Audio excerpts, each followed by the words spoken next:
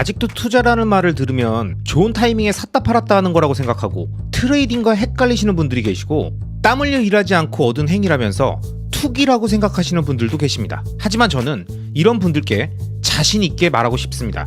끊임없이 종이화폐가 풀리고 화폐 가치가 하락하고 있는 지금, 우리가 살고 있는 이 자본주의 세상에서 자신의 꿈과 가족의 행복을 위해서 현재의 노동력을 통해 벌어들인 소중한 돈의 가치를 누군가가 무분별하게 찍어내는 종이화폐의 인플레이션에 의해서 녹아내리는 걸 방치해야 할까요?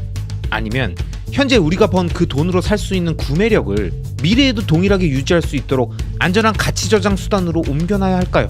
그리고 그렇게 안전한 가치 저장 수단으로 옮겨놨다면 타이밍을 보면서 계속 샀다 팔았다 해야 할까요? 아님 장기적으로 우상향하는 좋은 가치 저장 수단을 선별해서 오랫동안 지속적으로 모아가고 보유하면서 큰 규모의 자산을 만드는 데 집중해야 할까요? 여러분, 제가 생각하는 투자는 제 채널을 오랫동안 봐주신 많은 구독자님들이라면 누구나 다 알고 계실 그 문장, 제가 지속적으로 말씀드리는 그 문장, 경제적 자립을 통해 시공간의 자유를 얻는다, 리스크를 시간에 녹여 수익으로 치환한다, 장기적 우상향 구조의 자산과 행위에 집중한다, 이 세 가지 문장으로 정의된 투자의 철학을 바탕으로 투자를 복잡해 보이고 정신없어 보이고 타이밍 매매, 고급 정보 찾기, 눈치 게임 같은 것이 아닌 오랫동안 꾸준히 지속적으로 반복하는 마치 운동선수들의 기본기 훈련, 세계적인 뮤지션들의 악기 조율, 매일 스스로 단련하는 헬스, 미래를 위해 머릿속에 지식을 채우는 독서와 공부처럼 우리가 살면서 꾸준히 해야 하는 루틴 같은 것이라고 설명드립니다. 이런 식의 올바른 투자에 대한 생각을 갖고 투자 방식을 세팅해 놓는다면 그때부터는 더 많은 돈을 벌고 더 많은 좋은 자산을 모아가기 위해서 더 열심히 일하고 수입을 늘리기 위한 생산적인 활동에 집중하게 되면서 일과 투자, 사업과 인생 모두가 선순환 구조로 들어가게 된다고 생각합니다. 그리고 이러한 올바른 투자의 습관과 사고방식을 갖기 위해선 나보다 먼저 이 세상을 살아가고 자신이 깨닫고 터득한 삶의 지혜를 무슨 특별한 비법인 양 포장하고 떠드는 사람들이 아니라 그 분야의 최고의 위치에 올라갔던 자들만이 할 수 있는 묵직한 메시지가 담긴 그들의 서적들 속에서 충분히 찾을 수 있다는 점을 말씀드립니다. 그런 관점에서 저는 다양한 영상들을 통해서 투자와 인생에 도움이 되는 현인들의 이야기를 지속적으로 들려드리고 있는데요. 이번 영상은 저를 비롯해 많은 분들이 영감을 받고 많은 것들을 배울 수 있는 김승호 회장님의 돈의 속성에 있는 내용 중에서 계정 증보판 내용에만 포함되어 있던 부분들의 핵심 메시지를 몇 가지 함께 나눠보고자 합니다. 일단 돈의 속성의 저자인 김승호 회장은 사업가이시면서도 그 누구보다 투자의 중요성을 강조하는 분입니다. 특히 단순히 돈을 많이 버는 방식을 이야기하는 게 아니라 돈의 속성을 다양한 관점에서 이야기하시는데요. 그는 돈이야말로 나와 내가 사랑하는 사람들을 보호하고 도울 수 있고 남에게 신세를 지지 않고 살 수 있게 해준다고 말하면서 이러한 돈의 지극히 평범한 가치를 유지하기 위해서는 결코 평범함을 요구하지 않는다고 말합니다. 그러면서 우리가 평범한 방식으로는 풍족한 돈을 가질 수 없기 때문에 부자가 되기 위해 필요한 4가지 능력인 돈을 버는 능력, 모으는 능력, 유지하는 능력, 쓰는 능력, 이 4가지가 각기 다른 능력임을 이해하고 각각 다르게 다 배워야 한다고 강조하는 거죠. 실제로 많은 투자자분들은 아실 겁니다. 한때 많은 돈을 벌어봤던 경험이 있어도 지금은 그 돈들이 다 어디로 갔는지 모르게 모두 다 사라졌거나 돈을 모으고 불리는 능력은 어느 정도 있는데 버는 능력 자체가 떨어지면 부자가 되는데 굉장히 오랜 시간이 걸릴 수 있는 것처럼 자신이 갖고 있는 현재의 능력을 객관적으로 판단해서 자신에게 부족한 능력은 키우고 장점은 최대한 활용하는 현명함이 필요한 거죠.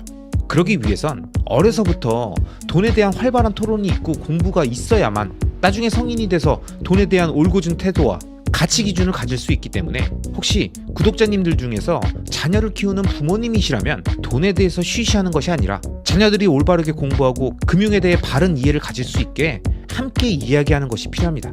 김승호 회장님의 이런 의견에 덧붙여서 저의 개인적인 생각을 말씀드리면요. 만약 자녀를 키우시는 분들이라면 매일 볼 수 있는 어린이 경제신문이 있습니다.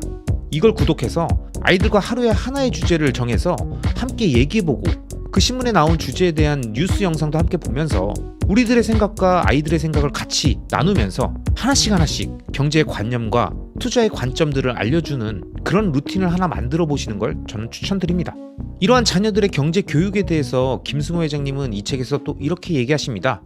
우리들 대부분의 사람은 자본주의에서 살다가 자본주의 사회에서 생을 마감하고 우리들의 자녀 역시 자본주의 사회에서 살아갈 것이 분명하다. 돈에 대한 공부는 자본주의 경제활동 중에 가장 중요한 것이라는 인식을 자녀들에게 심어주는 것은 매우 중요하다. 자식을 위해 증여로 단순히 재산을 물려주는 것이 아니라 부모의 재테크 능력이나 돈에 대한 시각도 물려줘야 그 집이 대대로 이어진다. 그러기 위해서는 내가 내 자식들의 선조가 되어 돈에 대한 시각을 완전히 바꿔야 한다. 돈을 밝히면 돈이 주인이 되고 돈에 밝으면 내가 주인이 된다. 돈에 밝기 위해서는 돈에 대해 치밀하게 공부하고 돈을 말하는 데 어려움이나 부끄러움이 없어야 한다.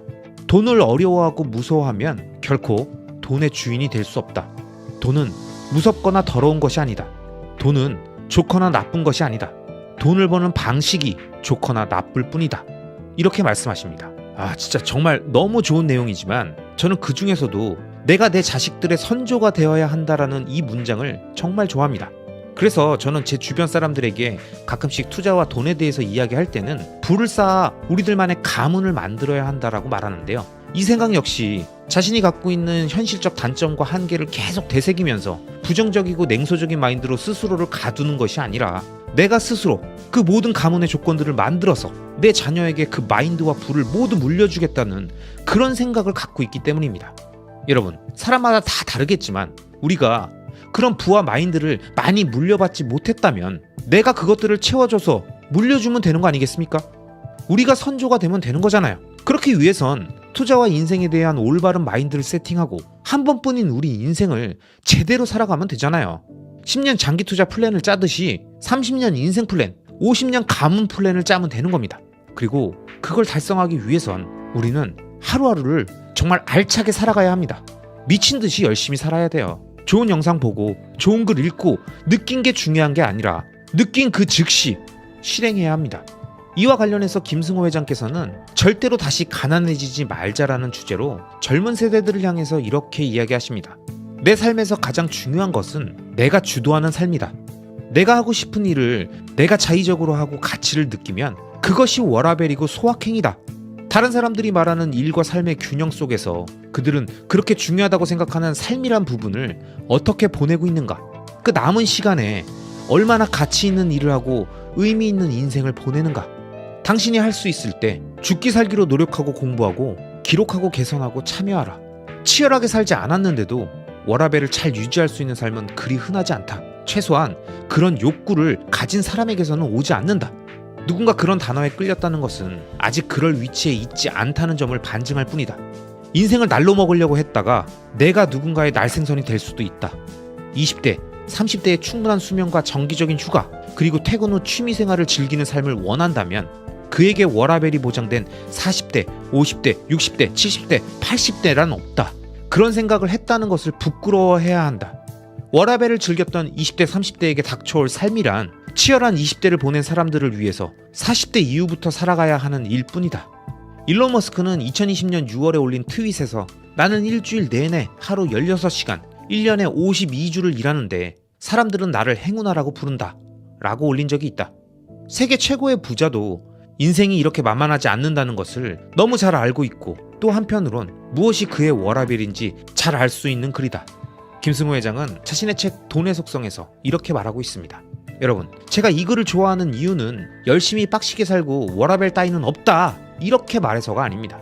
마지막 문장에 언급됐던 일론 머스크의 사례를 통해서 전 세계 최고의 부자가 생각하는 삶의 워라밸이라는 건 적당히 일했으면 쉬고 놀고 은퇴하고 싶고 누워있고 싶고가 아니라 그 누구의 지시도 아닌 그가 스스로 이루고 싶고 도전하고 있는 그 목표를 향해 방법을 찾고 조금씩 개선해 나가면서 도전하는데 하루 16시간을 쓰는 것 그 자체가 그에게는 워라밸이라는 겁니다.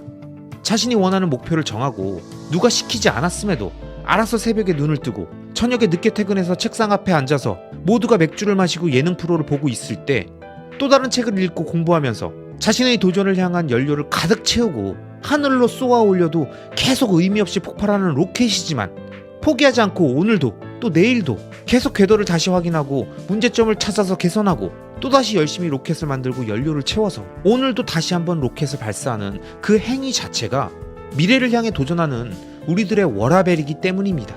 내가 어떻게 생각하느냐, 어디에 관점을 두고 무엇에서 행복을 느끼느냐에 따라서 사람들이 흔히 말하는 워라밸, 일과 삶의 밸런스는 다르게 규정이 될 테니까요. 자, 그럼 오늘 영상에서 말씀드렸던 돈의 속성 계정증보판의 내용 중에 마지막으로 김승호 회장께서 생각하시는 우리가 부자가 될 준비를 마쳤는지 알 수 있는 30개 질문 리스트를 보면서 한번 다 같이 자가 진단을 해보도록 하겠습니다. 뒤에 나올 30개의 질문에서 80% 이상을 그렇다라고 답할 수 있다면 여러분은 부자가 될 준비를 마쳤고 80% 이상 부자로 인생을 마치게 될 것임을 확신한다라고 김승호 회장께서는 말씀하십니다. 그럼 김승호 회장 공식 인정, 준비된 부자, 미래의 부자 인생 유무를 확인하는 자가 진단을 지금 바로 시작해 보겠습니다. 자, 질문 나갑니다.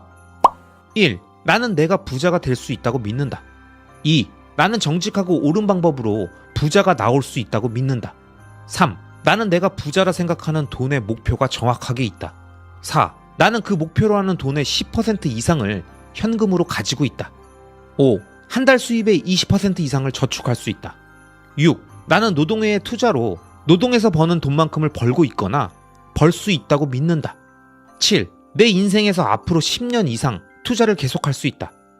8. 나는 1년에 투자와 관련된 책 3권을 포함해서 총 10권 이상을 읽는다. 9.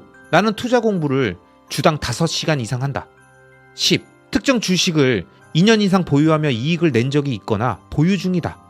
11. 나는 지금 미국 연방준비은행의 현재 금리가 얼마인지를 알고 있다. 12. 나는 내가 사는 나라의 소비자 물가지수 CPI가 지난달보다 얼마나 올랐는지 내렸는지를 알고 있다. 13. 나는 내 주변에 나보다 10배 이상 부자인 지인이 있고 자주 만날 수 있다. 14. 나는 경제신문이나 기사를 정기적으로 읽는다. 15. 나는 지난 3년간 지갑, 가방, 전화기를 잃어버리거나 도난당한 적이 없다. 16. 나는 복리를 이해하고 복리로 생긴 이익을 복리로 투자하고 있다. 17. 나는 신용카드가 없거나 잔액을 매월 모두 정산한다. 18. 나는 내 명의의 집을 가지고 있다. 19. 자동차를 사면 5년 이상 타며 지난 3년간 무사고다. 20. 나는 현재 잘 사용하지 않으면서 계약 때문에 지불하고 있는 전기 지출이 없다. 21. 지난 3개월 사이에 기억이 나갈 정도로 술을 먹은 적이 한 차례 이하다. 22. 치료를 위해 먹는 약이 3가지가 넘지 않는다. 23. 일주일에 5시간 이상 운동을 한다. 24. 하루에 6시간 이상의 수면과 2시간 이상의 개인 시간을 가질 수 있다. 25. 자신이나 부양가족 중에 중병을 앓는 사람이 없다. 26. 배가 터지게 밥을 먹는 적이 한 달에 2차례 이하다. 27. 계약서나 영수증을 날짜별로 모아두는 곳이 정해져 있다. 28. 각종 암호가 잘 정리되어 있고 항상 업데이트하고 있다. 29. 지난 3년간 경찰서나 법원을 다녀온 일이 없다. 30. 배우자나 가족도 이 질문에 80% 이상 그렇다라고 대답했다. 여러분, 참고로 이 질문들은 한 사람의 경제 습관과 지식, 생활 태도를 통해 재산을 어떻게 관리하고 지키고 불려나가는지를 확인해보기 위해서 김승호 회장께서 만들어 보신 것이라고 합니다. 아마 질문을 보시면서 다들 느끼셨겠지만 상당히 현실적인 부분들이 많은데요. 개인의 생활 환경, 가족, 버릇, 습성, 태도, 건강상태, 경제적 지식, 관심도, 공부 등을 모두 고려해서 만들어 본 것이라고 합니다. 이 30가지 질문 중에서 현재 자신과 상관없는 항목들을 제외하고 80% 이상 잘하고 있다면 사업에서 대박나거나 복권에 당첨되지 않아도 반드시 조용하게 10년 안에 원하는 부자가 되어 있을 것이다 라고 김승호 회장께서는 말씀하시니까요. 경제적 자립과 시공간의 자유를 찾기 위해서 장기 투자를 진행하는 우리들의 긴 여정 속에서 이 질문들 가운데 뜨끔했던 항목들이 있다면 조용히 그 부분들을 계속 채워나가는 현명한 투자자가 되자고요. 아시겠죠? 우리가 늘상 하는 표현인 세상이 참 빠르다라는 말처럼 우리가 몇 년 전에 했던 일이나 말이나 행동들이 우린 잘 기억나지 않죠? 분명히 그때 그 순간순간엔 엄청나게 중요하고 치열하고 때론 심각한 상황이었을 텐데 불과 몇 년만 지나도 정말 황당할 정도로 우리의 그 감정들은 꽤 많이 지워지고 다 휘발되고 사라졌잖아요. 이처럼 우리 인간의 기억이라는 건, 그리고 우리가 느끼는 시간이라는 건 생각보다 빨리 흘러가고 사라집니다. 여러분, 바로 여기에 제가 설명드리는 장기 투자에 대한 중요한 핵심 개념이 등장합니다. 바로 리스크를 시간에 녹여 수익으로 치환한다 라고 말씀드리는 이유, 즉 원래부터 물려받고 금수저로 태어나진 못했지만 제대로 투자를 해보고자 하는 사람이 선택할 수 있는 가장 최고의 자원이 바로 시간이라는 거죠. 시간은 모두에게 하루 24시간으로 똑같이 제공되고 생각보다 빠르게 흘러가고 무조건 흘러가기 때문에 만약 우리가 투자를 할 때 무조건 생길 수밖에 없는 불확실성과 손실 가능성이라는 리스크를 무언가로 녹여야 한다면 뭘로 녹이는 게 가장 현명하겠습니까? 만약 이 리스크를 돈으로 녹인다고 생각해보세요. 투자하는 내내 계속 돈을 퍼부어야 되잖아요. 실제로 이런 투자도 있죠. 장기적 우상향 구조의 자산에 숏배팅을 한 투자가 있었다면 자신의 불리한 포지션이 청산되기 전까지 끊임없이 돈을 퍼부으면서 버티면서 겨우 한번 올지 모르는 그 대하락장의 기회에 겨우겨우 탈출하거나 조금 먹고 나오는 거니까 말 그대로 밑빠진 독에 물 붓기식 투자인 거죠. 또 어떤 투자는 리스크를 계속 자신의 노동으로 메꿀 수도 있겠죠. 사실 이건 투자라기보다는 사업에 가깝겠지만 자신이 일하지 않으면 절대 돌아가지 않는 사업을 성장성은 안 나오지만 포기할 수 없는 상태라서 어떻게든 계속 노동력 투입하면서 악으로 깡으로 버티고 있는 거죠. 직장인으로 보면 회사 생활이 적성에도 안 맞고 인간관계도 힘들지만 이게 아니면 당장 생활이 안 되니까 월 수입이 끊겨버리니까 어쩔 수 없이 계속 일하는 분이나 임원이나 간부 승진이 바로 코앞이라 어떻게든 달성하기 위해서 매년 노력하고 있는데 될 듯 될 듯 안 되고 있다면 어쩔 수 없이 계속 빡시게 일하면서 직장에 자신의 노동력을 에너지로 투입해서 리스크를 노동력으로 녹이고 있는 거죠. 근데 장기 투자는 어떻습니까? 장기적 우상향 구조의 자산을 발견해서 그 자산의 요동치는 변동성과 사회적 믿음이 폭넓게 형성되기 전까지 존재하는 불확실성과 손실 가능성이라는 리스크를 모두에게 통일하고 따로 돈 주고 사거나 얻어야 되는 게 아닌 태어나자마자 우리에게 주어진 시간이라는 자원만으로도 충분히 계속 녹이면서 점점 성공 확률을 높일 수 있잖아요. 장기 투자가 성공하기 위해선 우리가 계속 돈을 퍼붓고 노동을 해야 하나요? 아니죠. 우린 충분한 시간만 확보해주면 되잖아요. 그리고 그 투자의 성과를 더 올리기 위해 그럴 때 적립식 투자를 하기 위한 자금을 더 만들기 위해서 돈을 더 벌고 투자를 할 수는 있지만 만약 그런 적립식 투자를 위한 추가 자금과 추가 자금 확보를 위한 일을 할 수 없는 상황이더라도 장기 투자의 리스크는 계속 시간으로 녹는다는 겁니다. 그럼 이 장기 투자의 단점은 뭡니까? 딱 한 가지뿐입니다. 중간에 투자의 리스크를 녹일 수 있는 유일한 자원인 시간을 끊어버리는 겁니다. 그럼 시간은 언제 끊기는 거죠? 시간이 끊기는 경우는 몇 개 없습니다. 일단 자기가 죽으면 시간이 끊기겠죠? 인간의 시간은 유한하기 때문에 아무리 좋은 자산에 장기 투자를 세팅해놔도 투자한 사람의 생이 마감되면 그 장기 투자는 끝납니다. 유산으로 누군가에게 넘어가면 그 다음부터는 본인의 투자는 끝난 거예요. 그러니까 여러분, 장기 투자자는 무조건 건강해야 합니다. 워렌 버핏이 세계 최고의 부자 중 한 명이 된 이유는 단순히 투자를 잘해서가 아니라 그가 80년 넘게 투자를 하고 있기 때문입니다. 그러니까 무조건 명심하세요. 장기 투자자는 건강해야 합니다.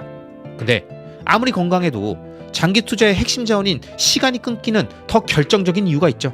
뭡니까? 바로 본인의 변심입니다. 장기적 우상향 구조의 자산을 발견하고 흥분된 마음에 장기 투자를 다짐하고 호기롭게 의미 있는 물량을 확 담고 가자를 외치고 관련 호재 뉴스들과 영상들만 계속 찾아보고 점점 확신에 차가는 상황까진 거의 대부분의 장기 투자를 다짐했던 초심자들이 동일합니다. 즉 이건 장기 투자의 그냥 일반적인 스타트 시점이라고요. 그러니까 이 투자의 핵심은 결국 이 믿음이 오랫동안 유지될 수 있는 진짜 찐 믿음이었냐? 아니면 상승장에 나오는 뉴스와 유튜브 영상들에 현혹돼서 자신이 잘 알지도 못하고 이해하지 못한 자산을 잘 알고 있고 파악했다고 착각했다가 하락 구간이 오니까 바로 가격에 반응해서 믿음이 깨지며 장기 투자로 담보했던 시간을 걷어들이면서 포기했느냐? 이건 거죠. 제가 장기 투자를 좋아하는 이유는 이건 정말 나만 잘하면 되는 거기 때문입니다. 내가 장기적 우상향 자산을 발견하고 내가 장기 투자를 결심하고 그 자산을 오랫동안 모아가겠다고 다짐했다면 내가 스스로 포기하지만 않으면 그 누구도 내 투자를 망칠 수 없습니다. 근데 생각해보면 우리 인생에서 나만 잘하면 되는 게 있나요? 내가 하는 사업은 나만 잘하면 되나요?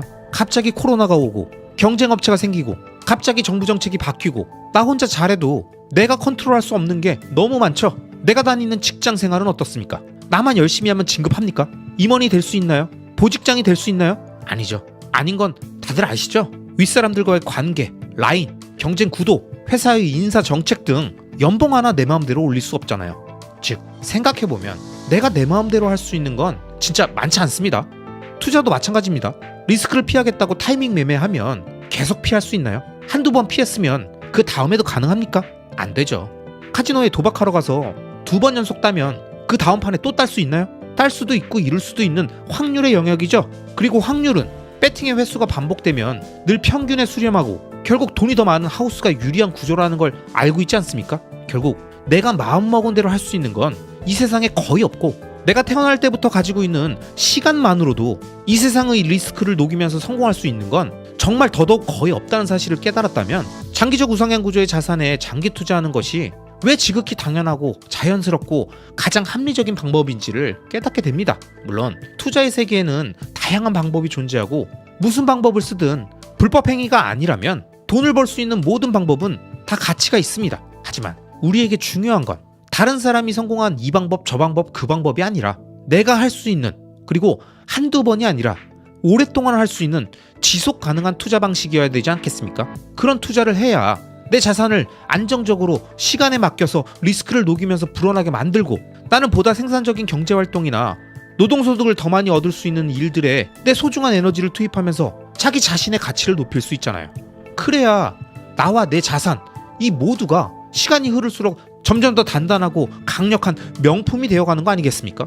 자산에 투자를 하는데 내가 매일 무언가를 하지 않으면 진행이 되지 않는 투자라면, 내가 맨날 컴퓨터 앞에 앉아 있어야 되고 하루 종일 쉴 틈 없이 휴대폰을 봐야 되는 투자라면 그게 노동입니까? 투자입니까? 그리고 그 투자는 리스크를 뭘로 녹이는 겁니까? 곰곰이 생각해보세요. 그 투자가 지속 가능합니까? 아니면 젊을 때나 반짝할 수 있는 한철 장사입니까? 여러분, 우리의 인생은 앞으로도 엄청나게 길게 진행됩니다. 이미 의학계에서는 현재 40대 이상은 최소 100세, 30세 이하는 120세가 아주 보수적으로 본 평균 수명이라고 하더군요. 그럼 지금 30대는 앞으로도 90년은 더 투자해야 되고 40대는 60년, 50대는 50년, 60대는 40년을 더 투자해야 합니다. 그럼 그 긴 시간 동안 매번 샀다 팔았다 하실 겁니까? 지금도 못 피하는 경기 침체와 대하락장이라는 리스크를 그때는 사팔사팔하면서 피할 수 있을까요? 피터 린치, 워렌 버핏, 하워드 막스, 앙드레 코스톨라니, 이런 사람들도 반복할 수 없는 타이밍 매매를 언제까지 할 수 있다고 생각하시는 겁니까? 자, 만약 그게 불가능하다고 느껴진다면 가장 성공 확률이 높고 자신의 시간과 노동이 덜 들어가는 방식을 젊었을 때부터 몸에 익혀서 그 루틴대로 평생 투자하면서 젊을 때는 그 남는 시간에 더 생산적인 노동활동과 사업을 추진하고 나이가 들어서는 시간과 공간의 자유를 얻고 그 부를 누리면서 살아야 되지 않을까요? 이 모든 인생의 긴 여정에 우리가 가지고 있는 자원을 가장 효율적으로 사용하고 가장 성공 확률이 높고 나만 잘하면 되는 몇 안 되는 조건을 갖고 있는 투자의 방식이 바로 장기 투자라는 겁니다. 그래서 투자의 현인들이 다 장기 투자 하는 거죠. 그들도 이것도 해보고 저것도 해보고 다 경험해 보니까 결국 이게 정답이었다는 걸 인류 역사에 존재하는 수많은 선조들이 다 머리 깨지고 피 철철 흘려보면서 뼈저리게 느낀 다음에 후대의 사람들한테 글로 남겨서 알려준 소중한 지혜인데, 이게 너무 뻔한 이야기처럼 느껴지다 보니까 이 장기 투자라는 단어의 의미를 정확히 이해하고 깊게 생각하지 않는다는 거죠.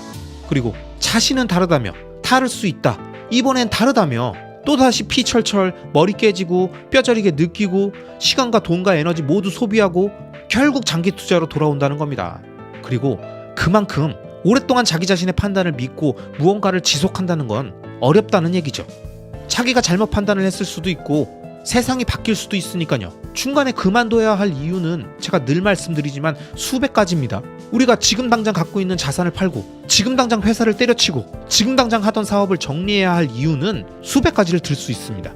그 수백 가지의 이유가 평상시에도 우리 주변을 맴돌고 있는데, 내가 하기 싫을 때, 이젠 좀 그만하고 싶어질 때, 그때 내 귀에 와서 꽂히는 겁니다. 그만해. 미련한 짓 그만해. 야, 세상이 변했어. 이번엔 달라? 유연해야 된다. 고집 부려서 될 일이 아니야. 끊임없이 내 마음속에 속삭이는 자기 자신의 그 메시지가 그에 맞는 근거들을 찾고 계속 자기한테 보여주는 거죠. 이거 보라고, 이런 데서 계속 할 거냐고, 이렇게 압박 넣고 어르고 달래면서 결국 포기각서에 도장 찍듯이 항복을 받아내면서 장기 투자를 끝내는 겁니다. 그러면서 스스로 패배의식이나 포기했다는 자괴감이 들지 않게 적절하게 그럴싸한 근거를 주죠. 그래, 과거의 실수를 빨리 인정하고 빠르게 태세 전환하는 게 현명한 거야. 아니 그래도 소중한 경험은 얻었잖아. 이 경험 바탕으로 다시 잘하면 되지 뭐. 이런 식으로 정당화하는 겁니다. 근데 이게 참 어렵죠? 실제로 우리가 무언가 실수를 알아차리고 그 문제를 바로잡으려고 할 때도 이런 심리 변화 과정을 겪게 되니까 이게 진짜 잘못된 걸 바로잡은 건지 아니면 내가 스스로를 정당하면서 도망친 건지 자기는 잘 모릅니다. 이걸 눈치채기가 너무너무 힘들어요. 그러니까 여러분, 투자도 열심히 공부해야 합니다. 장기적 우상향 구조라는 이 간단한 말이 얼마나 파악하기 어려운 건지 안다면 대충 공부하고 이해하고 장기적 우상향 구조라고 결론 내고 장기 투자하겠다고 가버리면 나중엔 엄청난 혼란이 옵니다. 시작을 대충 하니까 나중에 되돌리기엔 너무너무 힘든 거예요. 뭐가 맞는 건지 팩트도 헷갈리고 자신의 심리 상태도 판단이 안 되고, 그러니 포기도 못하고 계속 추진도 못하고 이러지도 저러지도 못하면서 계속 그냥 그 상태로 방치해 두는 거죠.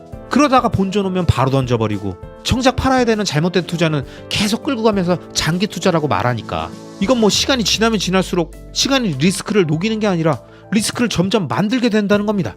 하지만 여러분, 저는 자신 있게 늘 말씀드립니다. 투자는 타고난 감각적인 영역이 아닙니다. 그런 부분이 있겠지만 그건 정말 그 선수들 사이의 미묘한 영역이고, 우리가 내리는 대부분의 투자 판단과 장기 투자의 성패는 많은 부분이 후천적인 학습과 마인드셋, 그리고 투자 자산을 선별하는 연습을 통해서, 즉 학습을 통해서 발전시킬 수 있는 운동이나 공부, 기술의 영역이라는 겁니다. 그러니까 늘 책을 보시고 관심 가는 대상을 깊게 탐구해 가시면서 투자의 현인들이 남긴 메시지를 잘 새겨들어 보세요.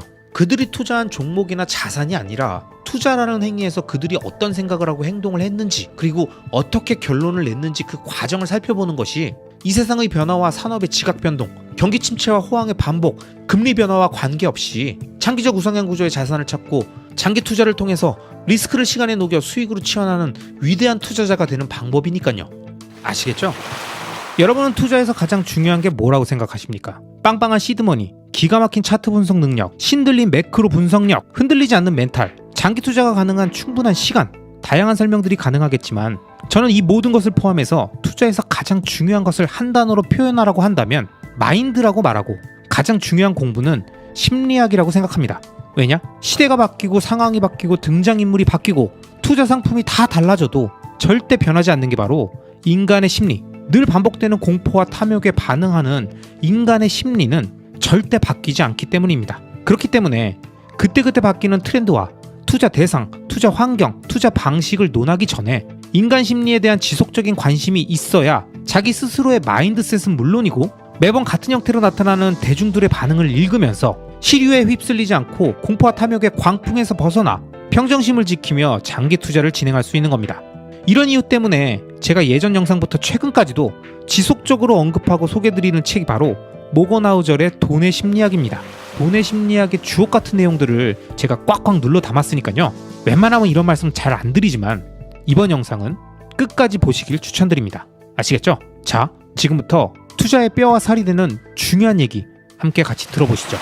제시 리버모어는 자신의 기가 막힌 감과 천재적인 판단으로 때마침 주가 폭락에 배팅하는 도박적인 공매도를 걸어놨고, 이 한 방의 선택으로 제시는 하루에 30억 달러, 원화로 3조 9천억 원을 법니다. 이 책에서는 제시 리버모어처럼 한때는 레전드였지만 지금은 아무도 기억하지 못하는 또 한 명의 투자자를 소개하고 있습니다. 버크셔 해서웨이의 워렌 버핏과 찰리 먼거 말고 제3의 멤버가 있었다는 사실을 알고 계십니까?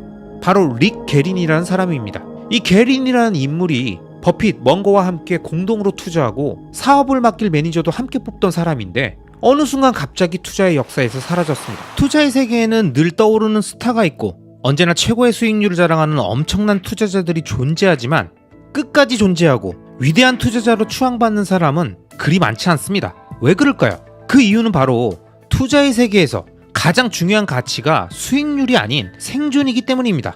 제가 좋아하는 모건하우절의 돈의 심리학을 보면 이런 구절이 나옵니다.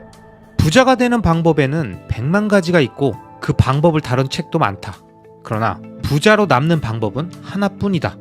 겸손함과 편집증이 어느 정도 합쳐져야 한다. 여러분, 이 문장의 의미에 대해서 이번 영상을 통해 투자의 세계에서 가장 중요하고 저 역시 가장 의미 있는 가치 중에 하나로 생각하고 있는 생존의 중요성에 대해서 실존 인물 2명의 이야기를 통해서 설명해 드리겠습니다. 먼저 트레이딩을 좀 하신 분들이라면 제시 리버모어라는 인물에 대해서 잘 아실 겁니다. 1877년에 태어나서 14살의 나이에 단돈 5달러를 들고 가출해서 그 당시 사람들이 트레이더라는 직업이 있는 줄조차 몰랐던 시절에 전문 트레이더로 활동하면서 30살의 나이에 현재 물가 기준으로 1억 달러, 원화로 1300억 원을 번 전설적인 인물입니다.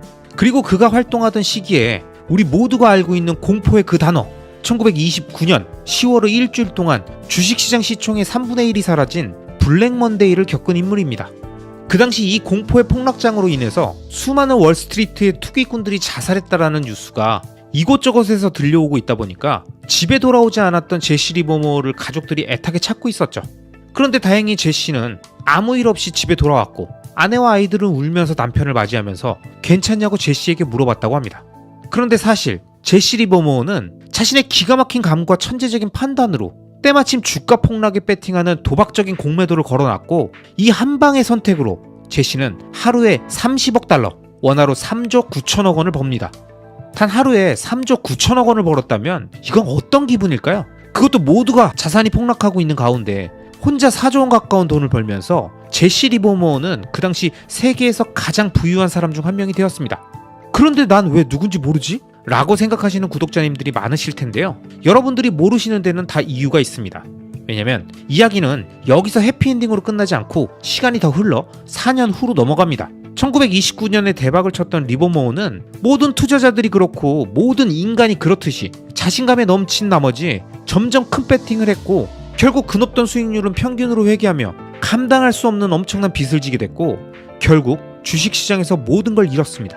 그리고 자신의 파산으로 자괴감과 수치감을 느꼈던 리버모어는 1933년에 이틀간 잠적해서 뉴욕타임즈에 글을 찾는 기사 내용이 올라오고 가족들이 애를 태우면서 기다렸는데 결국 집으로 돌아왔지만 스스로 목숨을 끊고 투자의 세계에서 사라졌습니다.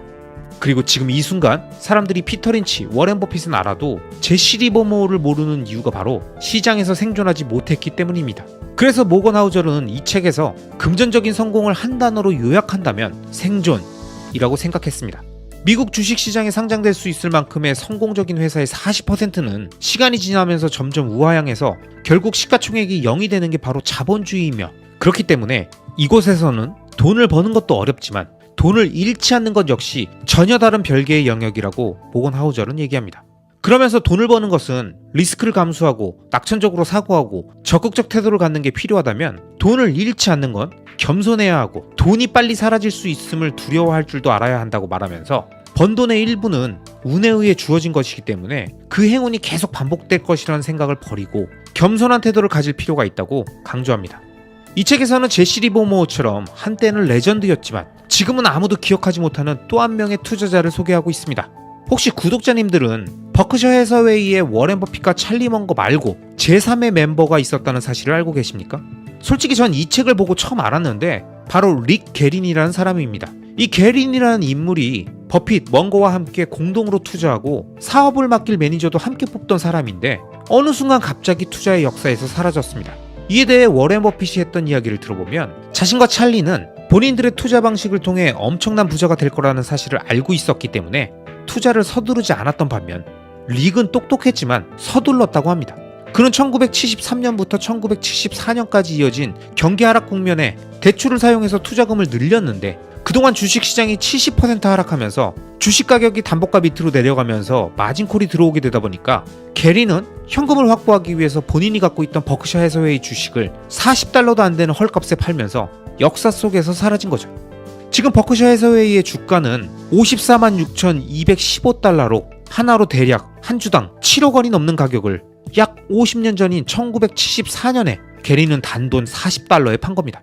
만약 그 당시 게린도 버핏과 먼거처럼 자신의 투자 방식을 믿고 리스크를 시간에 녹여 수익으로 치환한다는 생각을 갖고 서두르지 않았다면, 그랬다면 지금 버크셔 해서웨이 주주총회엔 3명이 함께 등장하는 그림이 나타났을지도 모릅니다.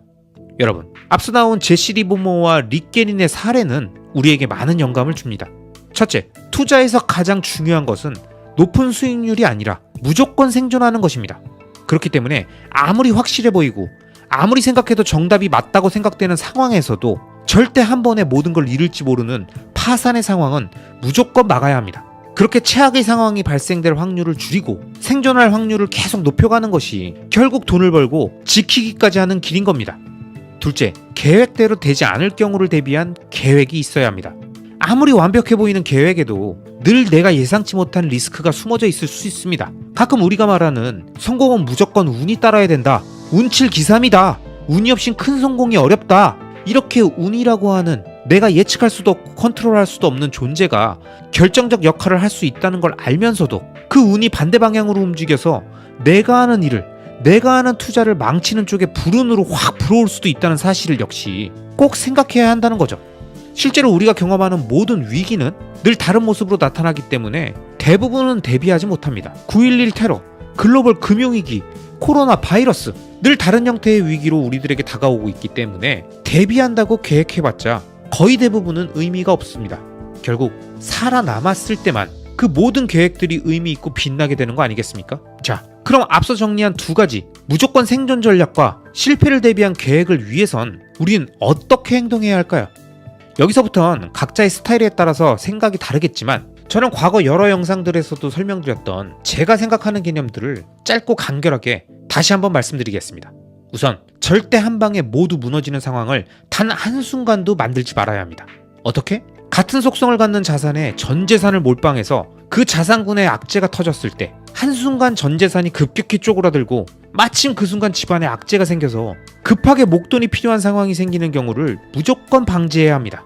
여러분, 투자는 인생입니다. 난 절대 안 아프고 우리 가족들도 아프지 않을 거고 난 앞으로도 몇십 년간은 계속 지금 일을 할 수 있을 거라고, 목돈이 들어갈 일은 절대 없을 거야 라고 생각하면서 전 재산을 한 가지 자산에 몰빵하면 내가 전혀 예측하지 못한 상황이 연출되면서 그 자산의 가격이 중단기로 크게 흔들리고 불운까지 겹쳐서 계속 돈이 필요해지면 눈물을 머금고 자산을 팔아야 됩니다.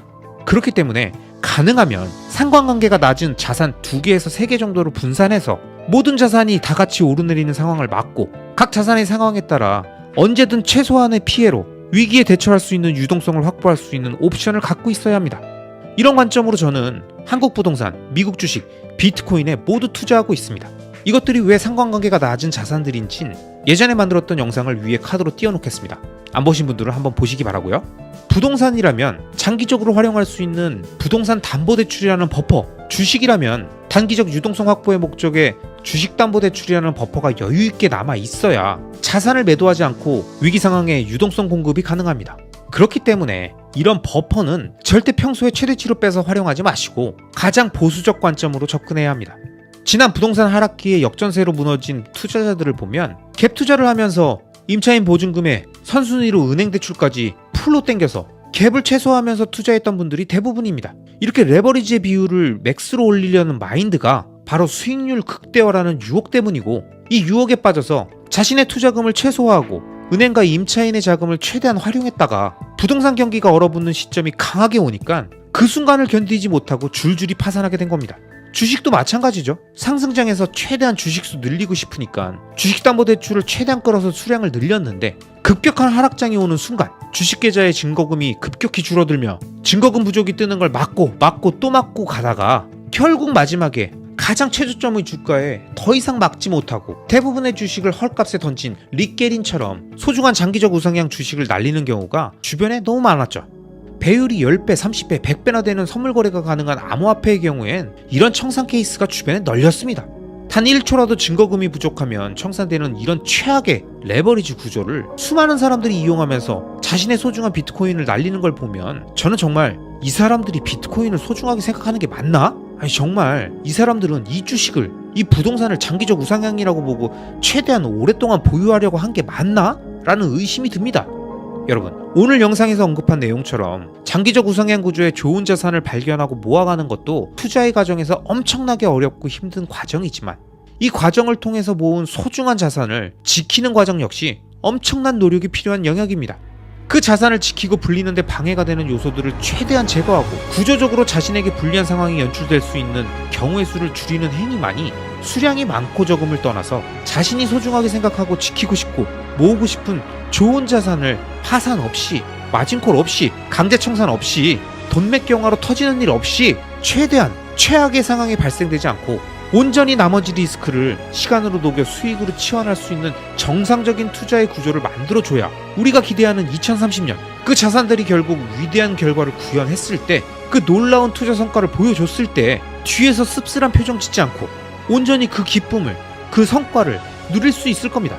그런 의미에서 늘 자만하지 말고 겸손한 마음으로 내가 예측하지 못한 상황이 올 수도 있다는 생각을 하고, 설령 그런 상황이 온다 하더라도 내가 투자한 장기적 우상향 구조의 그 구조를 믿고 리스크를 시간에 녹여 수익으로 치환하면서 투자의 포트폴리오를 갖추고 생존을 목표로 하루하루를 대비하는 구독자님들이 되시길 바랍니다.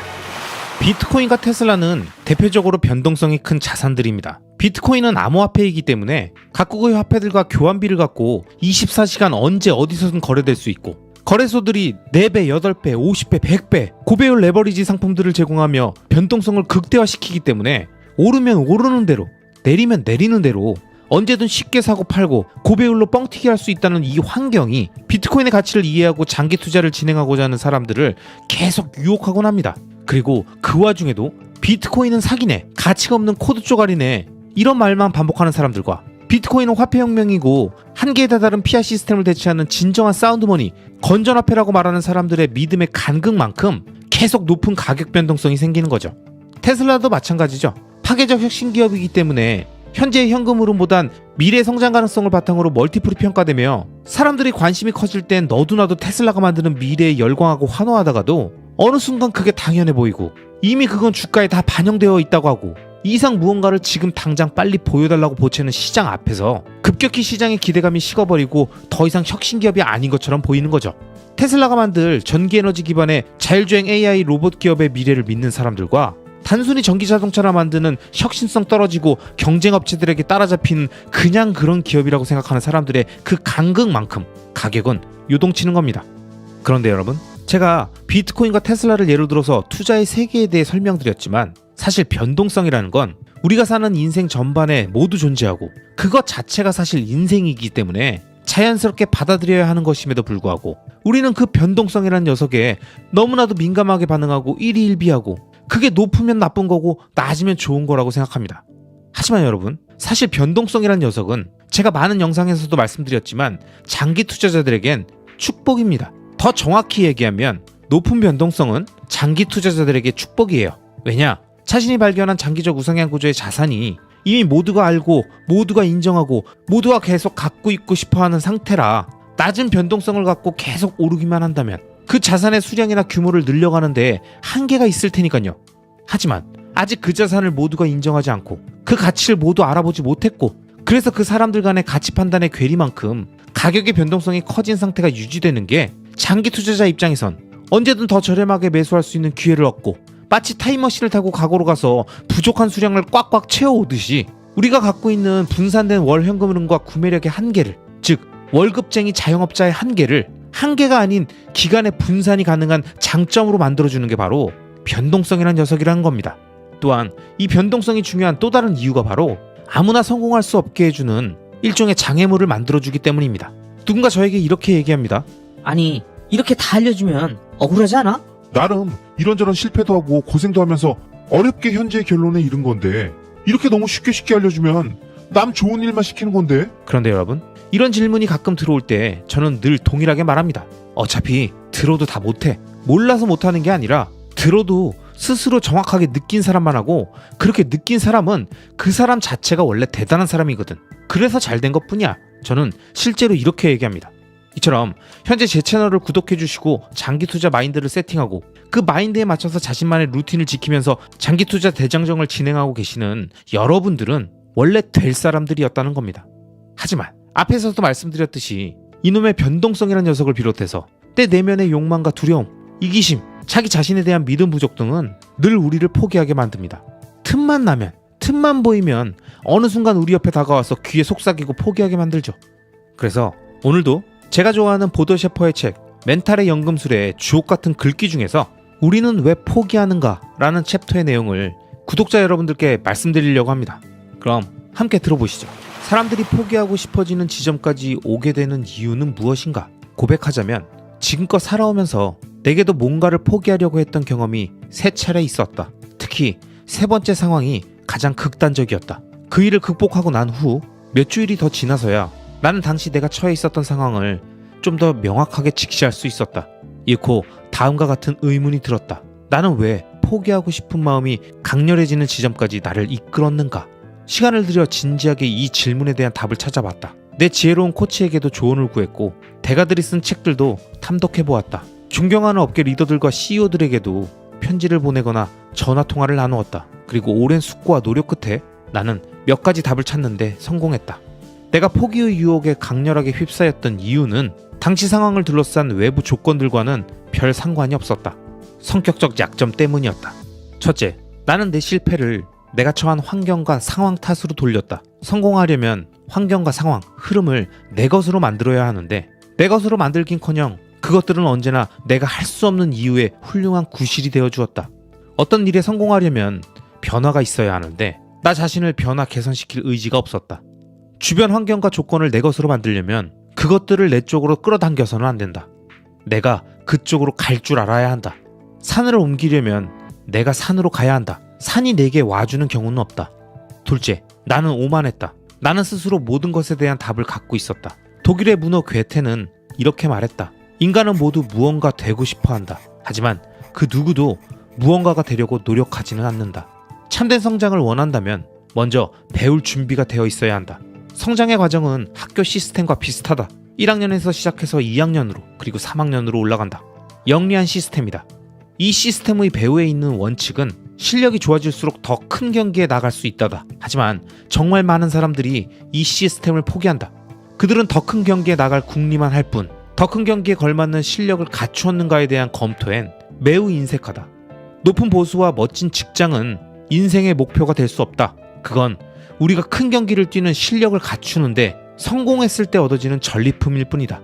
목표는 언제나 실력을 갖추는 것이다. 성장과 성공을 원하는 사람은 예외 없이 1학년 교실로 들어가 기초를 탄탄하게 배워나가야 한다.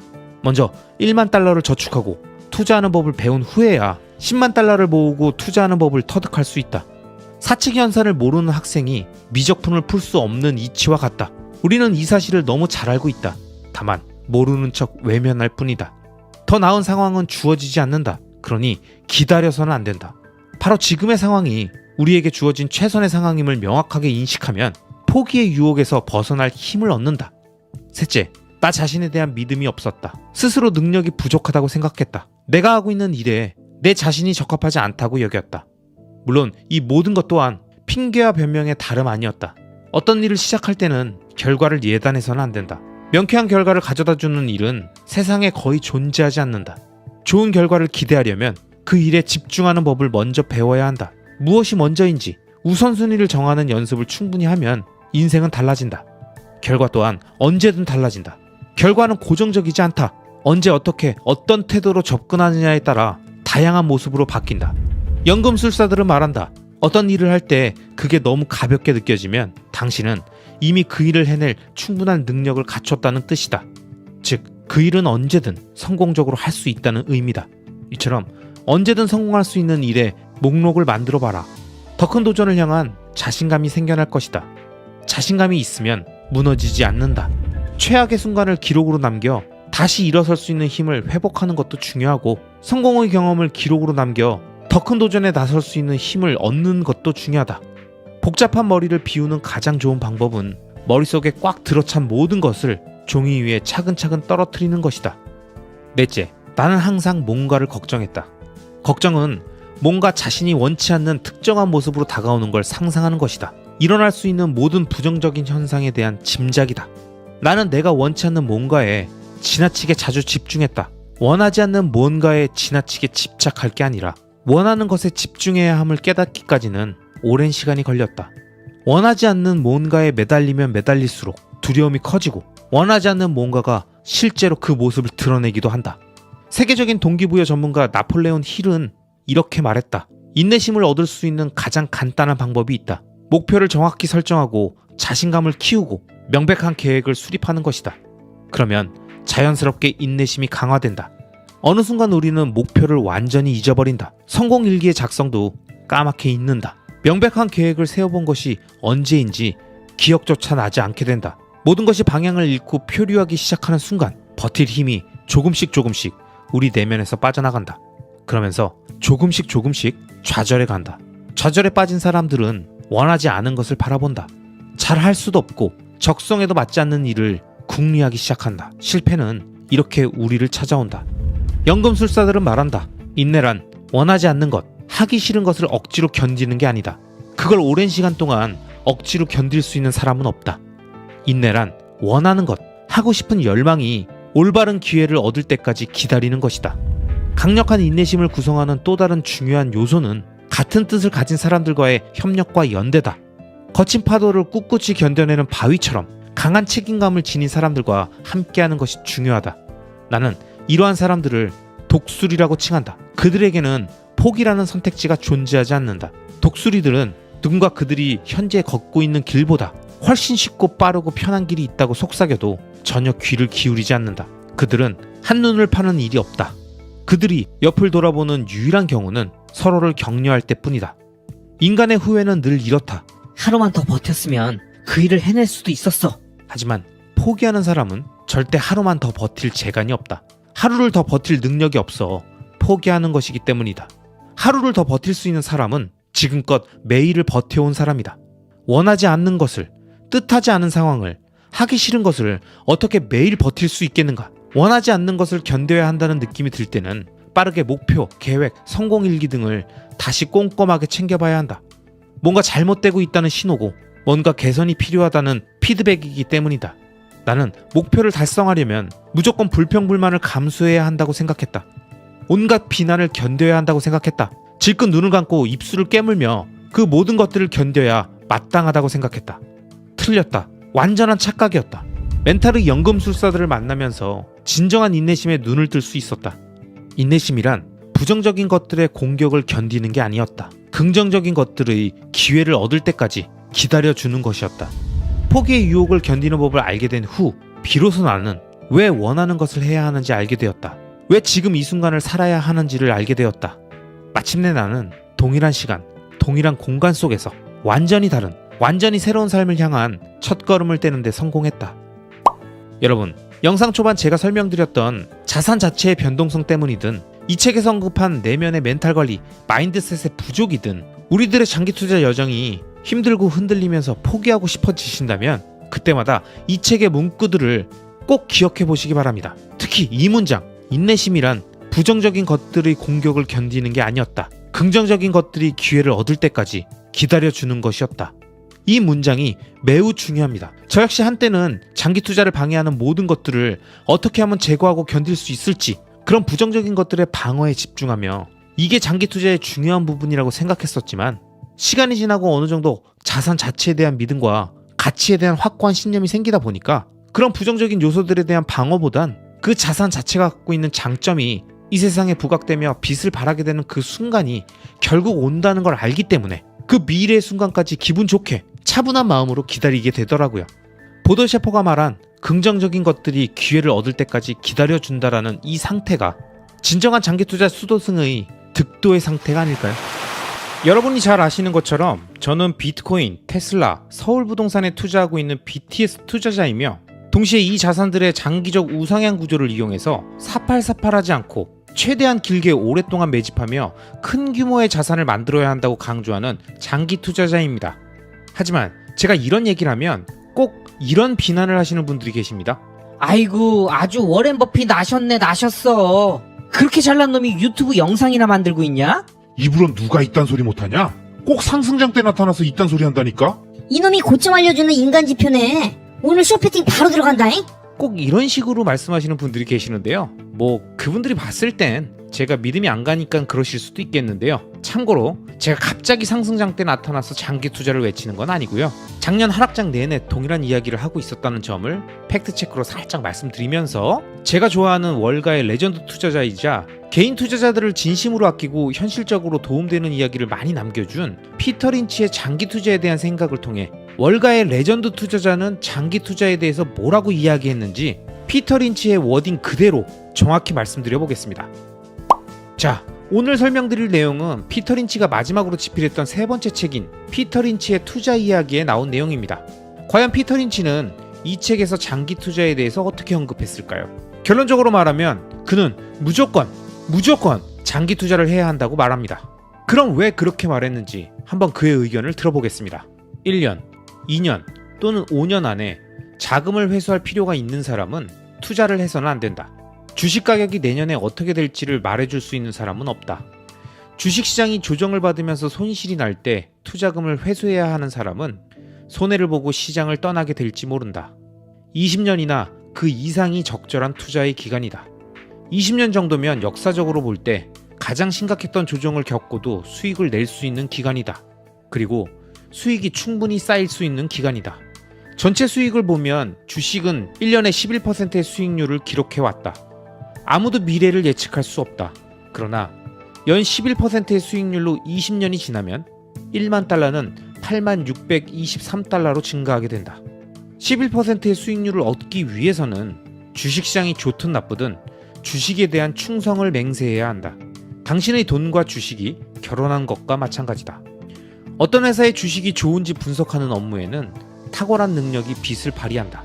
하지만 아무리 능력이 뛰어나도 주식을 오랫동안 보유하고 있을 용기와 인내심이 없다면 평균 수준의 투자자에 불과하다. 훌륭한 투자자와 그렇지 못한 투자자를 구별하는 기준은 지적 능력이 아니라 원칙이다. 무슨 일이 있어도 주식을 팔지 말고 이런저런 방법을 알려주는 똑똑한 충고를 무시하면서 멍청한 당나귀처럼 행동하라. 사람들은 지금까지 돈을 버는 비밀 공식 같은 것들을 찾아 월가를 돌아다녔다. 수익을 내는 우량회사의 주식을 사서 충분히 타당한 이유가 없다면 팔지 말고 보유하라. 주가 하락은 매도해야 할 이유가 아니다.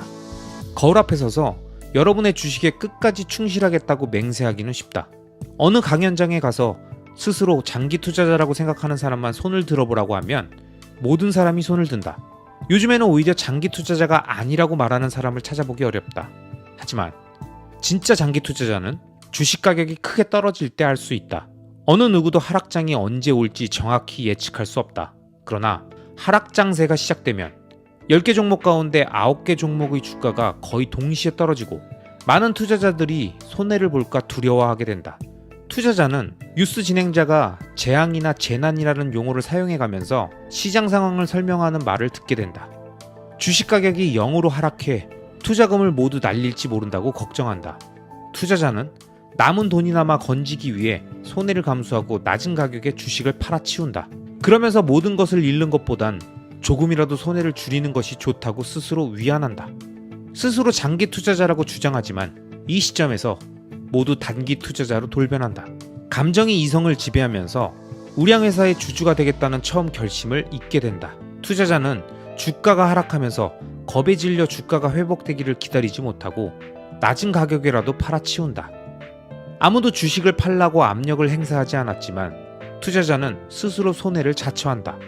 이런 사실을 깨닫지 못하면 시장의 고점과 저점을 맞추려고 노력하는 함정에 빠질 수밖에 없다. 주가의 등락에 따라 거래하는 투자자를 추세 거래자, 마켓 타이머라고 부르는데 정작 자신은 이런 사실을 부인한다. 그러나 주가가 올랐을 때 팔고 내렸을 때 사는 사람은 누구나 추세에 따라 투자를 하는 사람이다. 시장의 흐름이나 추세에 따라 거래하는 사람들은 단기간의 수익을 내기 위해 주가의 단기 변동을 예상하려고 노력한다. 하지만 이런 방법으로 수익을 낼 수 있는 사람이라면 아마 세계 최고의 부자 리스트에서 워렌 버핏과 빌 게이츠보다 순위가 높을 것이다. 시장의 추세를 찾으려고 노력하면 주가가 바닥을 치고 올라가는 시점에 주식을 팔고 주가가 상승했다 하락하는 시점에 주식을 사는 거꾸로 된 투자를 하게 된다. 사람들은 자신이 운이 없기 때문에 이런 일이 생긴다고 생각한다. 사실은 불가능한 일을 하려고 하기 때문에 그런 일이 생기는 것이다. 그 누구도 시장을 이길 수 없다. 사람들은 또 폭락이나 조정을 받을 때 주식을 투자하는 것은 위험하다고 생각한다. 그러나 이 시기에 주식을 파는 것이 위험한 행동이다. 이들은 주가가 가파르게 상승하는 얼마 안 되는 짧은 시간에 주식에 투자할 수 있는 기회를 놓치는 위험을 안고 있는 것이다. 여러분, 월가의 위대한 투자자 피터 린치의 장기 투자에 대한 의견을 들어보시니까 어떤가요? 제가 말씀드린 내용보다 훨씬 강하고 단호하게 얘기하지 않습니까? 만약 이 얘기가 제가 그냥 제 의견인 것처럼 쭉 설명드렸다면 과연 여러분은 들으면서 어떤 생각을 하셨을까요? 20년 장기 투자? 그냥 웃고 갑니다잉. 아주 늙어 죽을 때까지 팔지 말라는 거네. 무슨 일이 있어도 주식을 팔지 말라고? 상패 당해본 적이 없구만. 아마 이런 얘기를 하셨을지도 모르죠. 물론 이런 얘기를 하시는 분들은 피터 린치의 얘기라고 하더라도 아마 무시하셨을지도 모르겠지만 말입니다. 아무튼 피터 린치는 이렇게 강한 어조로 마켓 타이밍을 재지 말고 사팔사팔 하지 말고 무조건 우량자산의 장기 투자를 진행하라고 말하면서 1980년대의 예를 들어 설명합니다. 그 당시 5년 동안의 주식의 상승 기간 동안 주가는 연평균 26.3%씩 올랐다고 합니다. 엄청난 불장이었던 거죠. 그런데 이 수익들의 대부분은 5년 동안 증시가 개장했던 1276일 중에서 딱 40일 동안 발생했다는 겁니다. 만약 그 당시 사팔사팔 했거나 타이밍 보겠다고 팔고 조정을 기다리고 있다가 수익이 집중적으로 발생했던 40일 동안 주식을 들고 있지 않았다면 연간 26.3%라는 수익률은 4.3%로 급격히 감소했을 거라고 합니다. 나름 장기 투자한다면서 5년 중에 딱 40일만 투자하지 않고 1236일을 투자했는데 수익률은 그냥 은행 이자 받는 꼴이 돼버린 거죠. 그렇기 때문에 피터 린치는 절대 우량 자산을 팔지 말고 오랫동안 장기 투자하라고 얘기하는 겁니다.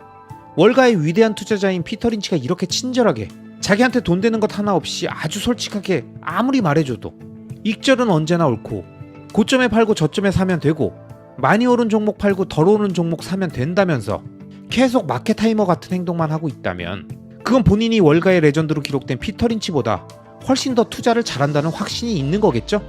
하지만 저는 그렇지 않기 때문에 그냥 평범한 투자자이기 때문에 오늘도 피터 린치를 비롯한 위대한 투자자들의 장기 투자에 대한 가르침을 따르면서 마음 편하게 계속 보유하고 있습니다. 오늘 영상은 최대한 제 의견을 빼고 피터 린치의 워딩을 정확히 전달해 드리고자 했습니다. 그럼 적어도 권위에 의존하는 분들도 조금 더 장기 투자에 대한 마음을 여시지 않을까 싶었는데요. 앞으로도 위대한 투자자들의 피와 살이 되는 이야기들을 간간히 영상을 통해서 들려드리면서 우리의 위대한 2030년을 위한 장기 투자의 대장정을 계속 이어가 보도록 하겠습니다. 우리 주변에 부동산으로 부자된 사람들은 꽤 있는데 주식으로 부자된 사람이 적은 이유를 아십니까? 대부분 부동산은 변동성이 적고 안정적인데 주식은 변동성이 너무 크고 위험해서 그렇다고 생각하시는 분들이 많을 텐데요. 이건 이 현상을 설명하는 정확한 표현이 아닙니다. 결론부터 바로 말씀드리면 많은 사람들이 부동산에 주식보다 훨씬 큰 돈을 투자해서 그렇습니다. 간단하죠? 그런데 이게 사실이고 이 사실이 매우 중요합니다. 여러분, 우리는 왜 부동산에 훨씬 큰 돈을 투자했을까요? 부동산은 필수제니까, 내가 살 집이 필요하니까, 안 그래도 비싼 집이 시간이 지날수록 점점 오르니까 불안해서 어쩔 수 없이 샀다고 하실 수도 있겠지만 투자적 관점에서 보면 위에 나열했던 이유들을 포함해서 다양한 사유로 부동산이 고가임에도 불구하고 매수했으니까 많은 돈을 번 사람들도 나온다는 거죠. 그럼 주식은 어떻습니까? 2020년 통계에 의하면 개인 투자자의 1인당 평균 주식 보유 금액은 7,245만 원이었다고 합니다. 그런데 전체 주식 투자자 가운데 56.3%는 1,000만 원도 안 되는 금액으로 주식 투자를 하고 있었고 주식을 10억 이상 가진 투자자는 약 0.48%인 4만 4천 명에 불과한다고 합니다. 그러니까 정리하면 서울 부동산 34평, 즉 국민평형 중위권 가격이 10억 원인 부동산을 소유하고 있는 시장과 절반 이상이 1,000만 원 미만으로 투자하고 0.48%만 10억 원 이상을 투자하고 있는 주식시장 중에서 어느 곳에서 확률적으로 부자가 더 많이 나오겠냐고요. 이건 부동산과 주식의 자산 특성 다 빼고 그냥 확률적으로만 말씀드린 겁니다. 물론 개별 특수성, 레버리지 활용 유무 등의 다양한 요소들이 있겠지만 제가 이번 영상에서 말씀드리려고 하는 내용의 핵심은 부동산이 좋다, 주식이 좋다 이런 게 아니라 투자로 성공하기 위한 많은 조건들 중에서 매우 중요한 개념이 바로 한 자산에 얼마까지 투자할 수 있는가, 즉 얼마까지 믿고 태울 수 있는가 이겁니다. 아무리 좋은 자산이라고 생각하면 뭐합니까? 아무리 언론에서 대단하다고 떠들고 매일 떡상하는 그래프 보여주면 뭐예요? 장기적 관점을 갖고 사팔사팔하지 않고 오랫동안 장기 투자로 보유하겠다는 마음을 먹었어도 쫄려서 많은 돈을 투자하지 못하고 있는 자산이라면 그게 진짜 좋은 자산이 맞을까요? 제가 생각하는 좋은 자산은 늘 영상에서도 말씀드리지만 장기적 우상향 구조를 갖고 있어서 언제든 마음 편하게 굳건한 믿음을 바탕으로 적립식으로 매수를 이어가든 거치식 개념으로 한 방에 큰 금액을 투자하든 자산의 규모를 점점 크게 늘려나가고 오랫동안 지속적으로 불려갈 수 있는 자산이어야만 자신의 부의 해자를 만든다는 개념으로 의미가 있지 않을까요? 아무리 많이 오르고 있어도 그 자산에 대한 믿음이 없고 단기적 이벤트나 유동성 빨로 오른다는 생각이 드는 자산은 자신의 소중한 자본을 장기간 지속적으로 넣어놓을 수가 없습니다. 그러니까 가끔 몇백 퍼센트, 몇천 퍼센트가 올랐니 많이 해도 그래서 번 수익으로 보면 수익금 자체는 얼마가 안 된다는 거죠. 그러니 부자가 되고 싶은 갈망과 조급해진 마음으로 자신의 성에 안 차니까 더 급등하는 종목을 찾아서 메뚜기 떼처럼 이것저것 습격하듯이 돌아다니면서 최대한 매매 횟수를 빠르게 증가시켜서 더 빠르게 벌어보겠다고 트레이딩을 하는 거지만 제가 늘 현인들의 말씀과 매매 데이터로 설명드렸지만 매매 횟수가 늘어나면 늘어날수록 트레이딩의 수익률은 결국 평균에 회귀하고 그동안 쌓인 매매 수수료로 원금까지 줄어드는 마이너스의 상황이 생길 수도 있다는 겁니다. 그래서 저는 투자할 자산을 선택할 땐 소액만 투자할 자산엔 관심이 전혀 없습니다. 야, 이건 리스크가 있긴 한데 일단 소액만 넣어봐. 떡상할지 누가 아냐? 뭐가 터질지 모른다. 그냥 난사한다고 생각하고 쫙 뿌려놔. 그 중에 하나 터지면 나머지 수익 다 커버하니까. 저는 이런 식으로 소액을 난사하면서 배팅하는 방식으로 투자하는 걸 안 좋아합니다. 이것보단 정확히 개별 자산의 특징을 파악하고 시간이 지나도 변하지 않는 각 자산별 핵심이 뭐고 그 핵심 요소를 갖고 있는 최고의 투자 대상을 선별해서 그 변치 않는 장기적 우상향 구조를 믿고 단기적 심리 변화와 유동성, 매크로 변수들을 다 무시한 채 시간으로 리스크를 녹여버리면서 계속 자신의 노동소득을 끊임없이 투여해서 큰 규모의 자산을 만드는 행위에 관심을 갖고 있습니다. 이게 바로 진정한 의미의 자산이고 이 큰 규모의 자산이 월 현금 흐름을 만들어주는 사업체, 기업, 담보물이 되는 선순환 구조까지 구축하는 게 진짜 투자자 그리고 투자를 넘어 사업가로 가는 길이라고 생각합니다.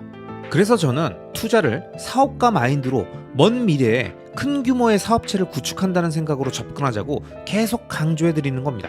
이와 관련해서 제가 좋아하는 김승호 회장님의 명저 돈의 속성에 나온 내용을 간단히 설명드릴까 합니다. 이 책에서는 투자의 손해를 보는 사람들의 세 가지 특징들을 이렇게 언급합니다. 첫째, 그냥 100년 만에 온 기회라고 하니까 있는 돈 없는 돈 싹 긁어서 남들 따라 들어가는 사람. 둘째, 겁 없이 들어왔다 보니까 당연히 장기적인 투자에 대한 계획도 없고 공부도 없고 그래서 무엇을 살지도 모른 채 남들이 좋다고 하면 목돈을 덜컥 집어넣는 사람. 셋째, 이렇게 준비 안 된 사람들은 거의 대부분 다음 달 대학 등록금이나 내년 결혼자금 같이 시간에 여유가 없는 돈이나 거의 대부분이 빌린 돈 또는 고배율로 선물 옵션 상품에 뛰어든 거라 돈의 힘이 약하다고 합니다. 그러니 당연히 투자의 세계에서 이런 세 가지 특징을 갖고 있는 사람이 성공할 수 있겠습니까? 설령 한두 번 운 좋게 수익이 났더라도 횟수가 반복되면서 평균의 회기에 가면 점점 바닥에 내리꽂게 되는 거죠. 그러면서 이와 대비적으로 이 책에서는 주식 투자에 성공하는 사람들의 세 가지 특징도 함께 언급하고 있습니다. 이 특징들은 영상 초반에 제가 말씀드렸던 투자의 접근 방식을 떠올리면서 함께 들어보세요. 우선 첫째, 주식 투자에 성공한 사람들은 자신을 경영자로 생각한다고 합니다. 이 사람들은 투자금을 함께 모아서 회사를 만든다고 생각하기 때문에 그 회사의 본질을 정확하게 이해하려고 하는 거죠. 그 회사의 전략, 제품과 서비스의 경쟁력, CEO의 자질, 회계장부와 연간 보고서의 내용 등을 마치 자신이 경영자라고 생각하고 함께 동업을 하고 있다라는 제가 여러 영상에서 말씀드렸던 표현인 사업가 마인드로 투자하는 거죠. 이게 투자에 망하는 사람들의 특징인 남들 따라서 아무 생각 없이 들어오는 것과 완전히 다른 결과를 만드는 이유입니다. 이렇게 사업가 마인드로 투자를 하는데 한 해 성적이 잘 안 나온다고 투자금 회수하고 기업 매각하려고 하는 사업가가 있겠습니까? 사업가는 그런 사람들이 아니죠. 자기가 직접 회사를 운영하고 있는데 자기 회사를 누구보다 빠삭하게 잘 알고 있는데 주변 사람들의 소문이나 전문가 견해 듣고 자기 회사를 팔거나 그만두지 않잖아요. 투자에 성공하는 사람들 역시 같은 태도를 유지하는 겁니다. 투자를 시작할 때도 자신만의 판단을 믿고 들어가고 떠날 때도 자신의 판단에 맞춰서 떠나는 거지 가격 변동에 따라 쓸데없이 들락거리지 않는다고 김승호 회장님은 이 책에서 말씀하고 계십니다. 자, 투자를 잘하는 사람들의 두 번째 특징은 보유하고 있는 돈의 품질이 좋은 돈이라는 겁니다. 그 이유는 이들의 투자금이 돌같이 단단하고 무겁기 때문이라고 말하는데요. 당장 어디로 갈 생각도 없고 오랫동안 그 자리를 쭉 차지하고 있을 거고 만약에 배당이라는 식사까지 제공한다면 평생 자리 잡고 살 생각도 하고 있는 돈만 모여 있으니까 당연히 결속력이 강하고 텃세나 위협에도 굴복하지 않는다는 거죠. 이 내용이 수많은 투자의 현인들이 말씀하셨던 여윳돈으로 투자하라는 이야기와 맥을 같이 합니다. 그리고 제가 여러 영상에서 표현했던 인생의 희노애락 비용이 모두 해결된 다음에 시작되는 투자가 진정한 장기 투자라고 말씀드린 내용과도 맥을 같이 하는 거죠. 결국 이런 조건들을 완성해야만 돌같이 단단하고 무거운 돈을 만들 수 있기 때문에 우리의 장기 투자를 지속적으로 이어갈 큰 힘을 모을 수 있는 겁니다. 그리고 마지막 세 번째 특징은 싸게 살 때를 기다린다고 표현하면서 크게 성공할 회사가 아직 크지 않았을 때부터 골라서 오래 기다리는 인내와 폭락장에서 한꺼번에 가격이 내려간 주식을 공포 속에서도 사모을 수 있는 용기를 가져야만 훌륭한 주식을 헐값에 싸게 살 수 있다는 거죠. 결국 김승호 회장님이 말씀하신 이 세 가지 내용과 제가 앞에서 설명드린 투자의 접근 방식을 종합해보면 이렇게 정리할 수 있습니다. 자신이 잘 알고 있는 기업의 주식을 자본금을 모아 동업한다는 사업가 마인드로 장기적 관점에서 그 기업을 바라보고 오랫동안 투자를 유지할 수 있는 단단한 돈을 중심으로 매수해서 보유하면서 남들이 뭐라고 떠들든 말든 가격의 변동성이 커지는 구간에도 흔들리지 않고 계속 투자를 이어가면서 경영자가 사업체의 규모를 키우듯 자신의 투자 규모를 지속적으로 키워갈 수 있는 그런 투자를 우리는 해야 한다는 거죠. 여러분, 투자의 세계에서는 누구나 같은 가격에 매수할 수 있고 같은 가격에 매도할 수도 있습니다. 그런 선택의 순간은 지금 이 순간에도 모든 자산 시장에 존재하고 있어요. 하지만 이 수많은 선택의 순간들을 어떻게 조합해서 연결하는가에 따라서 누군가는 수백억대 자산가가 되고 누군가는 계속 그 자리에 머물러 있고 누군가는 급히 올랐다가 쭉 미끄러져 내려오는 거죠. 결국 투자라는 건 우리가 사는 나머지 인생의 거의 올타임 동안 계속 이어질 거라는 점을 생각한다면 어떤 관점을 갖고 투자에 임하는가, 이 투자 마인드셋이 투자의 전부라는 걸 정확히 이해하게 되실 겁니다. 뭘 샀다 팔았냐가 우리의 인생을 바꾸는 게 아니라 어떤 관점으로 투자를 바라보느냐, 이게 우리의 인생을 변화시킵니다. 아시겠죠? 여러분은 장기 투자가 쉽다고 생각하십니까? 어렵다고 생각하시나요? 아마 이 질문에 대해선 투자의 경험이 많고 적음을 떠나서 각자 다양한 생각들이 드실 텐데요. 제가 주변에서 보고 듣고 겪었던 꽤 많은 케이스들을 바탕으로 보면 보통 투자의 경험이 거의 없고 이제 막 투자를 시작하신 분들은 장기 투자를 쉽게 생각하십니다. 자신이 생각하는 장기적 우상향 구조의 자산을 찾고 하나씩 이제 막 모아가기 시작할 땐 가격이 내리면 싸게 살 수 있어서 좋고 가격이 오르면 또 오르는 맛에 좋고 어차피 이제 막 규모를 만들어가는 중이니까 어떤 상황이 오든 장기 투자가 재미있는 거죠. 그러다 슬슬 확신이 생겨서 나름 큰 물량을 포트에 담게 되는 투자 1년에서 2년차 정도가 되면 정말 기다렸다는 듯이 그때부터 엄청난 변동성이 시작됩니다. 그리고 난생 처음 겪어보는 20% 하락, 30% 하락, 70에서 80% 하락에 멘탈이 탈탈 털리면서 장기 투자는 보통 사람들이 할 수 있는 게 아니라는 생각이 들면서 슬슬 포기하기 시작합니다. 하지만 그 구간을 지나서 강력한 반등을 맛보고 그동안 지속적으로 매집하며 불려왔던 큰 규모의 투자가 함께 오르는 걸 본 사람들은 20에서 30% 하락해도 세 자릿수 수익률을 안정적으로 확보하며 진정한 보유자의 영역으로 들어가 장기 투자 찬양론자가 되는 거죠. 이 단계는 시기적으로는 빠르면 4에서 5년차, 늦으면 6에서 7년차 정도에 겪게 되는 현상입니다. 그래서 제가 과거 영상에서도 한번 언급했었지만 제대로 장기 투자하겠다는 분들은 대략 10년 단위로 반복되는 작은 경기 사이클에서 그 절반 이상인 6에서 7년 정도의 투자를 지속해야 어느 시점에 그 투자를 시작했던 세 자릿수 수익률의 보유자 영역으로 들어갈 수 있다고 말씀드렸던 겁니다. 이처럼 장기 투자의 영역에서 성패를 가르는 가장 중요한 요소는 결국 핵심 자원인 시간의 절대량을 얼마나 오랫동안 지속할 수 있는가, 얼마나 끊김없이 계속 이어지게 해줄 수 있는가, 이게 핵심이며 이 시간의 누적량에 따라 장기 투자에 대한 난이도와 믿음도 모두 갈리게 되는 거죠. 자, 그럼 장기 투자를 시작한 사람들이 가장 힘들어하는 마의 구간은 언제일까요? 위에 언급드렸던 내용들을 기준으로 볼 때 난생 처음 투자하다가 20에서 30% 하락을 맞는 투자 1, 2년 차의 순간, 또는 나름 산전수전 다 겪었지만 하필 자신이 매수했던 그 자산의 고점 이후 긴 터널의 조정 구간으로 들어가서 아직도 사이클의 절반 구간을 지나기 전인 투자 4, 5년 차의 순간, 이 시기들이 가장 장기 투자에 대한 의구심과 불안 심리가 증폭되면서 주변에서 들리는 온갖 잡음들에 귀가 쫙쫙 열리고 쏙쏙 들어와서 가슴에 꽂히면서 계속 불안한 마음이 생기게 되고 결국 그럴듯한 논리와 근거를 앞세워서 자신의 장기 투자 플랜을 접게 되는 거죠. 이런 투자자들의 늘 반복되는 심리 상태의 변화에 대해 제가 좋아하는 보도 셰퍼는 그의 책 멘탈의 연금술에서 강력한 멘탈을 가진 연금술사는 버티는데 각별한 재능을 갖고 있으며 이는 진리이고 버티지 못하고 포기하는 사람은 성공할 수 없다고 말했습니다. 하지만 우리가 모두 인정하는 진리는 사람은 누구나 포기해버릴까? 라고 하는 생각을 모두 한 번쯤은 해봤다는 것이며 아무리 멘탈이 강한 연금술사라도 예외는 아니라는 거죠. 그렇기 때문에 포기해버릴까 하는 유혹에 빠지는 건 인간이라면 지극히 당연한 일이며 자책할 필요도 죄책감을 가질 필요도 없고 당혹스럽거나 깜짝 놀랄 일도 아니라고 말합니다. 왜냐? 유혹에 빠지는 것, 망설이고 주저하는 것은 인간의 본성이기 때문이라는 거죠. 자, 그럼 보도 셰퍼가 말한 우리가 포기하게 되는 이유와 왜 버텨야 하는지에 대한 설명을 이 책의 내용을 통해 함께 들어보시죠. 질문을 해보자. 당신은 언제 포기를 고민하는가? 처음에 품었던 기대치와 다른 상황에 놓일 때일 것이다. 그래서 몹시 실망스러울 때일 것이다. 모든 일이 더 빨리, 더 쉽게, 더 멋지게 진행되지 않을 때일 것이다. 곰곰이 생각해보면 지금껏 당신이 포기해온 것들은 모두 이와 똑같은 패턴을 갖고 있을 것이다. 강력한 리더십의 소유자였던 윈스턴 처칠은 이렇게 말했다. 절대 포기하지 마라. 유감스럽게도 처칠의 이 유명하고도 열정적인 권유는 더 이상 21세기를 살아가는 우리의 가슴을 뜨겁게 달구지 못하는 것 같다. 무조건 포기하지 말라는 외침보다는 내가 만났던 연금술사들의 다음과 같은 제안이 포기의 유혹을 무력화하는데 더 큰 도움이 될 것 같다. 버텨라. 그러면 기회가 찾아올 것이다. 세상에서 가장 어려운 일은 무엇일까? 이기는 것이다. 좀 더 정확히 말하면 예상대로 착착 진행되고 맞아떨어져 쉽게 이기는 것이다.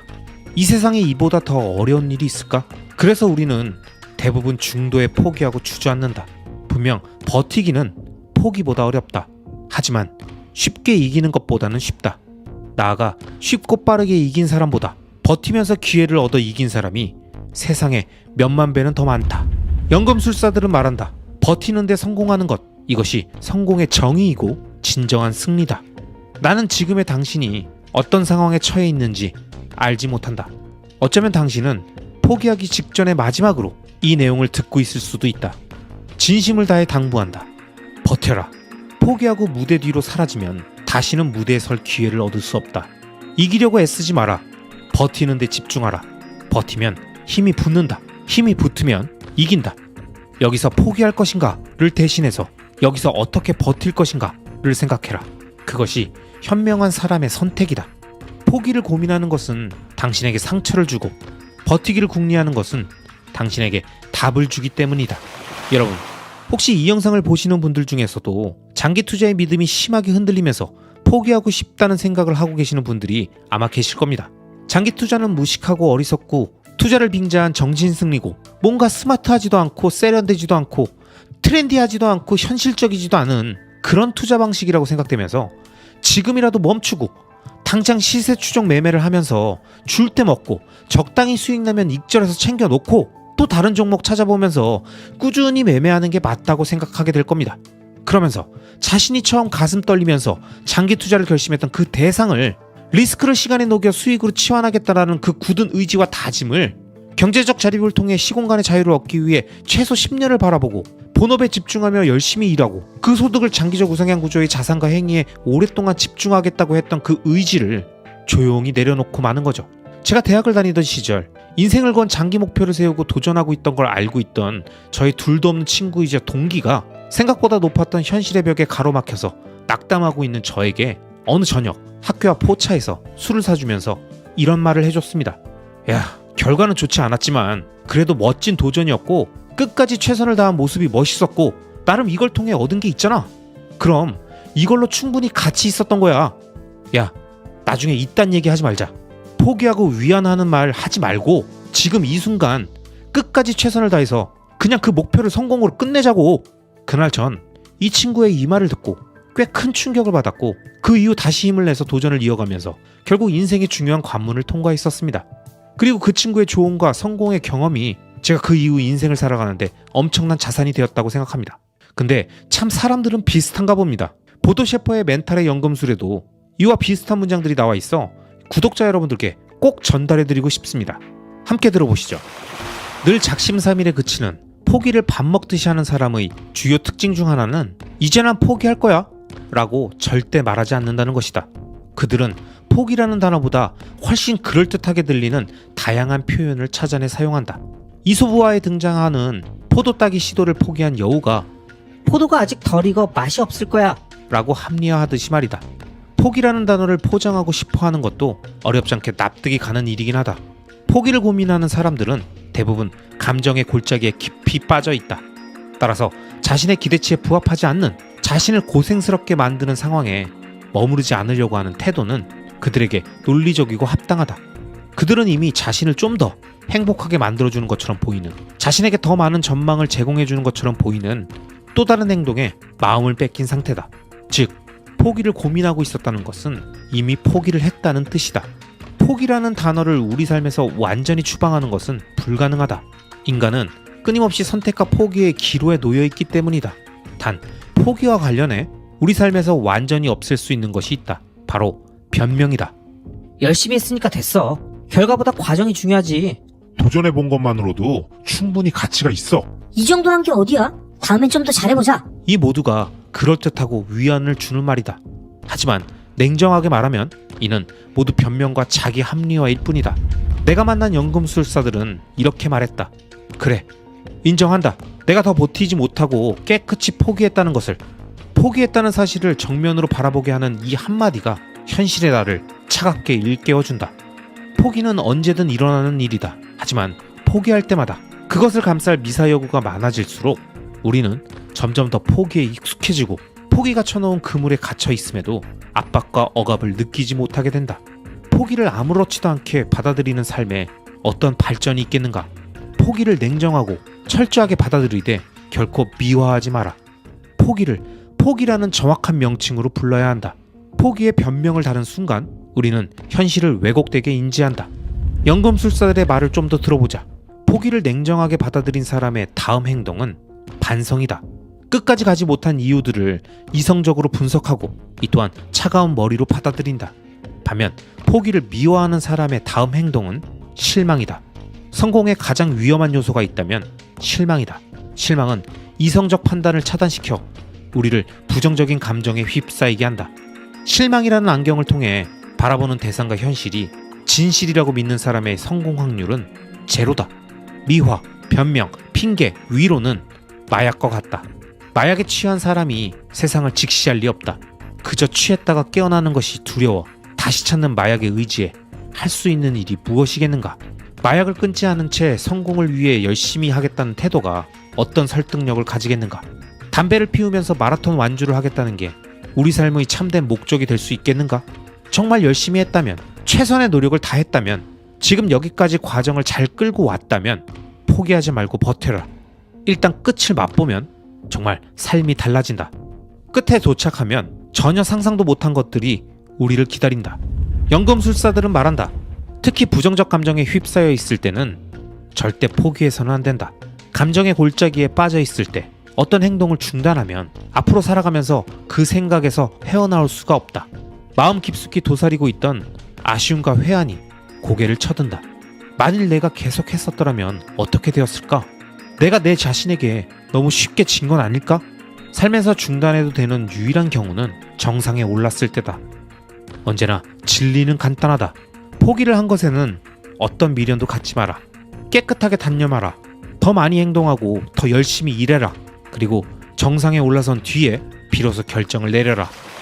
여러분, 우리가 무언가를 포기하고 싶을 때는 대부분 그 도전 자체가 힘들 때, 생각처럼 잘 안 될 때죠. 그리고 이럴 땐 보통 우리는 이성적 판단을 하기보단 감정적인 진폭이 커진 상태라 공포에 젖었든 가격에 반응했든 잘못된 판단을 하기 쉽죠. 그래서 보도 셰퍼는 감정의 골짜기에 빠져있고 모든 걸 집어던지고 도망가고 싶고 그 보기 싫은 걸 자기 눈앞에서 당장 치워버리고 싶은 느낌이 드는 그 순간 포기하지 말고 그 감정의 골짜기를 지나 합리적 판단을 할 수 있는 상태, 더 나아가 흥분감에 휩싸여 있는 정상에 올라간 느낌이 드는 그 순간에 판단하고 결정하라고 말한 거죠. 지금 우리가 도전하는 10년 이상의 장기 투자 대장정은 공포의 하락 구간에는 죽을 듯한 두려움이, 미친 듯한 상승 구간에선 익절하고 싶은 유혹이 끊임없이 우리의 멘탈을 흔들고 마인드를 흐트러뜨리는 절대 쉽지 않은 행군이자 마라톤입니다. 하지만 여러분, 저는 자신 있게 말씀드립니다. 이 마라톤은, 이 행군은 나만 잘하면 됩니다. 나만 변하지 않으면 되고, 나만 스스로 끝까지 믿어주면 되고, 자신이 오랫동안 공부하고 고민해서 내린 그 위대한 결정을 믿고 긴 시간 지속해줄 수만 있다면 우린 완주할 수 있습니다. 하지만 우리 주변의 대부분의 것들은 나만 잘한다고, 나만 포기하지 않는다고 내 스스로의 힘만 갖고 결정할 수 없는 것들이 많죠. 다 누군가 타인의 시선, 타인의 욕구, 주변 사람들의 상황에 따라서 바뀌고 뒤집히는 것들이잖아요. 그런 것들과 비교했을 때 정말 장기 투자가 더 어렵고 성공하기 힘든 방법이고 방향일까요?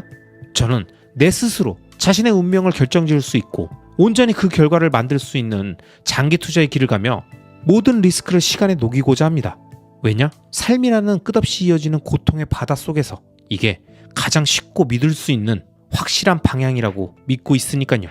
그러니 힘들어도 쉽게 포기하고 포장하고 변명하고 나중에 후회하지 말고 차분한 마음으로 감정의 골짜기를 지나 정상을 향해 가자고요. 아시겠죠? 자산의 가격이 급격히 상승하는 시절, 아님 이제 막 투자라는 세계에 발을 들이며 호기롭게 장기 투자를 시작했던 분들은 자신이 투자했던 자산이 급격히 하락하거나 본인의 예상과는 다른 흐름을 보이면 늘 초반엔 이런 말씀을 하십니다. 야, 빅세일이다, 빅세일. 감사한 마음으로 줍줍 하겠습니다. 도대체 사람들은 이렇게 좋은 걸 왜 파는 거죠? 나중에 땅을 치고 후회할 텐데. 안타깝네요. 덕분에 저렴하게 매수하고 있어 감사합니다. 대부분 가격의 하락을 반기는 반응이죠. 하지만 추가 하락이 더 나오면 반응이 조금씩 달라집니다. 아, 실탄 좀만 아껴놓을 걸 더 싸게 살 수 있었는데 아쉽네요. 아, 이쯤 빠졌으면 이제 반등 각이잖아요. 전 오늘 대물량 들어갑니다. 근데 어떤 유튜브 영상 보니까 당분간 빠질 수도 있다는데요? 그래도 적립식으로 계속 사는 게 맞겠죠? 이런 식으로 아직까지 멘탈을 잡고는 있지만 조금씩 떨어지는 가격에 반응하고 있는 거죠. 그리고 이때쯤엔 슬슬 악재가 쏟아집니다. 대부분은 처음 들어봤던 내용들이라기보단 늘 그 자산의 꼬리표처럼 따라다니는 퍼드 같은 악성 내용들이죠. 그리고 그런 전형적인 악성 뉴스와 여론의 움직임에 대부분의 투자자들은 영향을 받습니다. 하지만 아직까지도 나름 마인드셋 되어 있는 투자자분들은 덤덤하게 이 상황을 받아들이며 참고 있죠. 그런데 모든 자산들이 마찬가지지만 단기적인 가격의 움직임은 예측할 수 없고 어디까지 내릴지 얼마나 걸릴지 전혀 예측할 수 없는 상황에서 멘탈을 흔드는 추가적인 하락이 쏟아집니다. 그리고 이러한 카운트 펀치와도 같은 추가 급락은 수많은 투자자들에게 엄청난 내상을 주죠. 도대체 왜 이렇게 빠지는 거야? 아니, 뭐가 문제냐고. 이해가 안 가네? 어제 뭔 일 있었어? 아니, 이게 적당히 빠져야지. 우리가 모르는 뭔가가 있는 거 아니야? 투자자들의 이런 반응이 나올 때쯤 늘 등장하던 그 자산의 고질적인 악성 루머나 공격 포인트들은 또다시 수면 위로 올라오고 가격이 오를 때나 적당히 조정받고 있을 때 오케이 하면서 넘겼던 내용들도 다시 한번 그 내용들을 곱씹어보면서 수만 가지 생각이 들게 되죠. 아, 내가 뭔가 착각하고 있었던 것 같은데. 이거 완전히 잘못됐네. 와씨, 내가 뭔가 씌워서 큰 그림을 못 봤네. 이젠 변화를 인정해야 될 것 같은데 지금이라도 빠르게 전환해야 되는 거 아닐까? 이런 식으로 자신의 지금까지의 행동과 그 자산에 대한 믿음의 근거들 그리고 앞으로의 비전들까지 모두 다 갑자기 자신이 없어지고 심지어 못마땅해지고 못 믿어워지고 당장이라도 던져버리고 싶고 꼴보기가 싫어지기도 하는 거죠. 그런데 여러분, 이런 현상은 우리들에게만 생길까요? 늘 개미만 털리고 돈 없는 사람들만 당하듯이 또 이번에도 폭탄 돌리기 당한 걸까요? 만약 여러분이 제 채널의 취지와 마찬가지로 장기 투자를 다짐하고 오랫동안 보유하며 큰 규모의 자산을 만들겠다는 생각을 갖고 계시는 분들이라면 저는 여러분들께 이 말씀을 꼭 드리고 싶습니다. 여러분은 당연히 아니라고 하시겠지만 우리 모두의 투자에 대한 생각은 무언가의 영향을 받고 그 영향에 의해서 의사결정을 하게 됩니다. 즉, 장기 투자를 결정하고 어떤 자산에 투자를 하게 되었다면 무언가의 영향을 받은 거겠죠.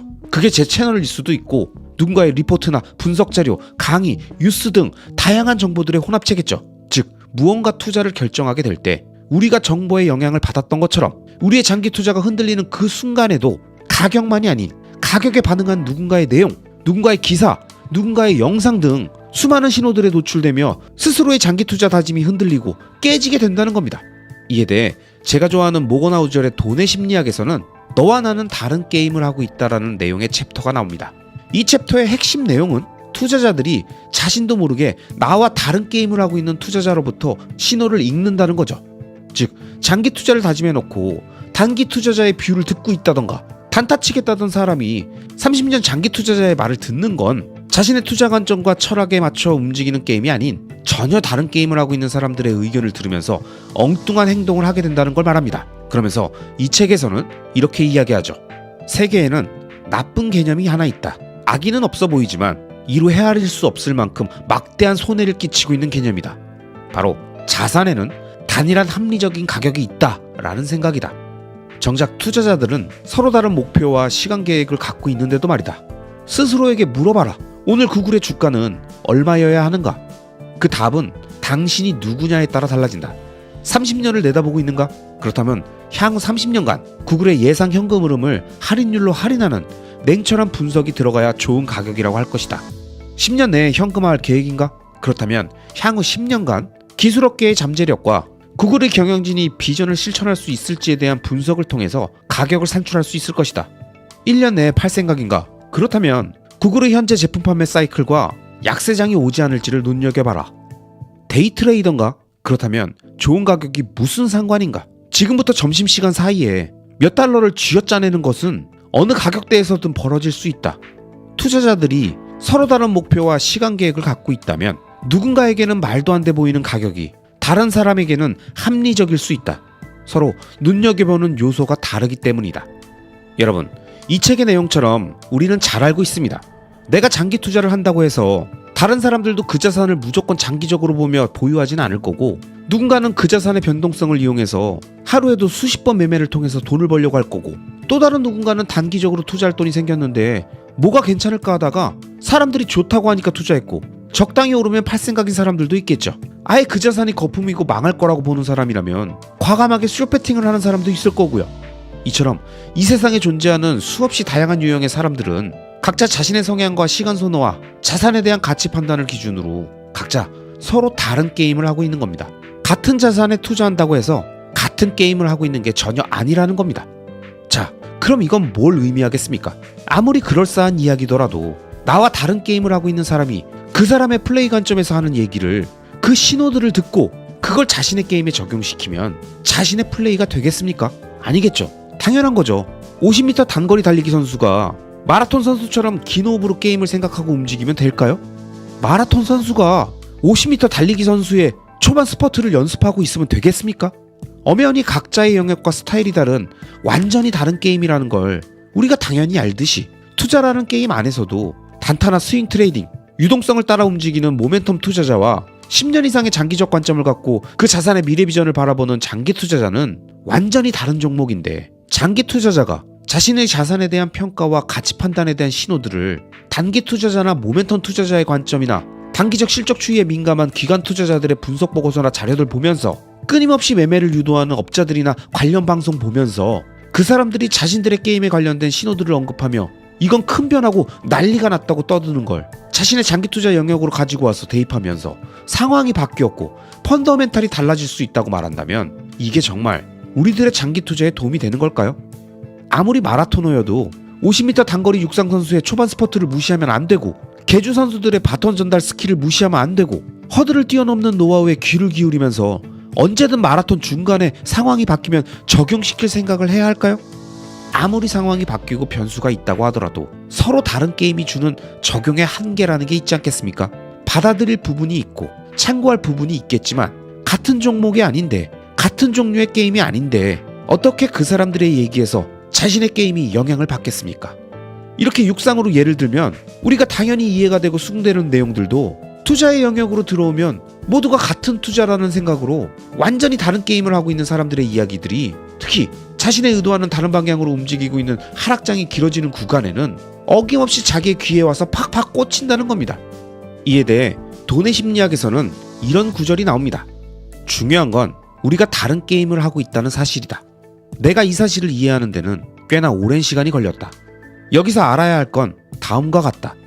돈과 관련해 가장 중요한 점은 내가 시간을 어떻게 보고 있는지를 이해하고 나와 다른 게임을 하는 사람들의 행동에 설득당하지 않는 것이다.